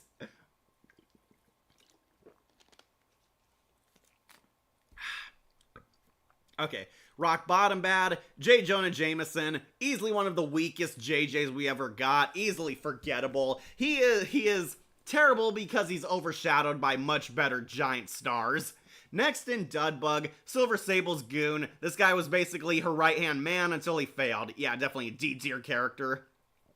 Crawler, more henchman characters, the motorcycle twins. These guys were servants to Dr. Zellner, who was a much more entertaining villain. Yeah, just your basic goons, going on C tier. Ben Mildly, the discount enforcers, Sergei's team, the Terror Dax terrorists, they were fine. Definitely serviceable villains, but could have been better. Turbojet, a stand-in for Rocket Racer, a very obscure Spider-Man villain. Honestly, he was a fine villain, but we didn't get to dive too deep into him. Flash Thompson, basic Flash, could have been good, but was only in like 2 episodes. Black Cat, easily one of the most bland Black Cats ever. Had some good moments, but had some whatever moments. Eve was not my ideal choice for Black Cat. I have seen much better. And Indy, who was a fine love interest, had her good moments, had her boring moments. All these ones definitely B tier. They're Ben Mildly. Then in Amazing, we have Christina, really great yandere character. Tara Strong knocked it out of the park. The Gaines twins, pretty underrated badass threats on the show. So bad that they caused Peter to quit being Spider-Man. Harry Osborn, he's a bro, he's a total friend, really like him. Shikata, pretty interesting one-off villain, love her Lady Shiva / Ra's al Ghul energy. She's a pretty unique threat for the webhead. Dr. Zellner, stand-in for the Jackal, but the Jackal's an underrated villain, and I would love to see Jeffrey Combs play Miles Warren in an actual Spider-Man story. This one was definitely a good depiction of the character, though. Kraven the Hunter, yeah, Michael Dorn as Kraven, perfect casting right there. He was badass, he was cool, and he put up a good fight with the webhead, easily A tier. And Electro, definitely a fascinating take on this character, a lot different from our usual Electros, and the design was something else, but I think he was definitely a fun depiction of the character. Definitely did his icon justice. All these amazing. And as I said in the top 5, Michael Clark Duncan's Kingpin, he is underrated. Mary Jane Watson, also underrated. Rob Zombie's Lizard, actually knocked it out of the park. They made the Lizard ferocious on this show. Silver Sable, I love Silver Sable, and this show did not disappoint her. But number 1 going to NPH's Spidey. Yep, he is the best character of the show, because of course he is. We all love Spider-Man, and NPH definitely did not disappoint. Like a Green Goblin tier list for Halloween, or a Ghost Rider tier list. Are there that many Ghost Riders? Like, we need more tier lists with Marvel characters. Yeah, so I know I've been doing a lot more DC stuff. This May, I want to do a lot more Marvel. We gotta have Marvel catch up, a lot more Marvel stuff. So, teases for next tier list. I am watching every single Spider-Man movie. We will be talking about all the Spider-Man movies. Wolf is joining me on that tier list. We're watching stuff. We just caught up on the Spider-Verse movies. We were going to do this in celebration for a brand new day, but, you know, why not do it now? There's already a lot of films to talk about. Yeah, that's one of our most likely ones. We are going to talk about every Spider-Man movie, Sam Raimi's trilogy, Mark Webb's saga, the Disney saga, and heck, even the Sonyverse, the Morboverse will be on there. Yeah, that's going to be one of our upcoming tier lists. Next, I might also do something for Star Wars, because May the 4th Be With You is coming up. That will be definitely a fun tier list to do. Not sure if I'll get it on time on May 4th, but that's coming soon. We are going to see The Amazing Digital Circus in theaters, so that tier list will happen when that finale's public. And I still have a Power Rangers tier list on the back burner right now. I know I gotta do Scooby-Doo's, but I gotta help form that tier list. But yeah, most likely we might be doing Spider-Man movies next, or Star Wars characters. We need a Lizard tier list for August 14th, Lizard Day. Yeah, because last year we did Killer Croc. Ah, nice. Yep, Shadow, gonna talk about all of Spider-Man's movies. That one is definitely a most likely gonna happen. Gotta watch some, and unfortunately this does include a lot of the Sonyverse. Be very afraid, people. A lot of good Spider-Man, but also a lot of bad Spider-Man too. But yeah, those are the teases you're getting. For actual reviews, I'm thinking about doing a movie review. I might do a Twilight Zone review, so expect that from me. I have 2 videos available on Patreon right now. Go check it out, along with all our Patreon exclusive stuff, like the Ninja Turtles versus the Universal Monsters. Yeah, sorry, that's been moved to Patreon because Nickelodeon hates you. Wolf is also working on some projects. I know Wolf wants to finish the Peel Zone, so look forward to that. But yeah, that's all the teases you're getting. Most likely we might return with a ranking on all the Spider-Man movies, or maybe some other marvelous surprises. But yeah, look forward to more Marvel this May. That's what's most likely happening. But thank you all for joining me on this tier list. I'm glad you guys showed up. I hope you had fun. I know I did. Really like this cartoon. Free on YouTube. Go check it out if you haven't. This is my thoughts on every character. As you can see, a lot more good than bad. Or a Black Cat tier list for Cat Day. Bye, Akira. Alright, so thank you all for joining me. I'll reward you by finally setting you guys free. We'll see what happens next time, but look forward to more Marvel.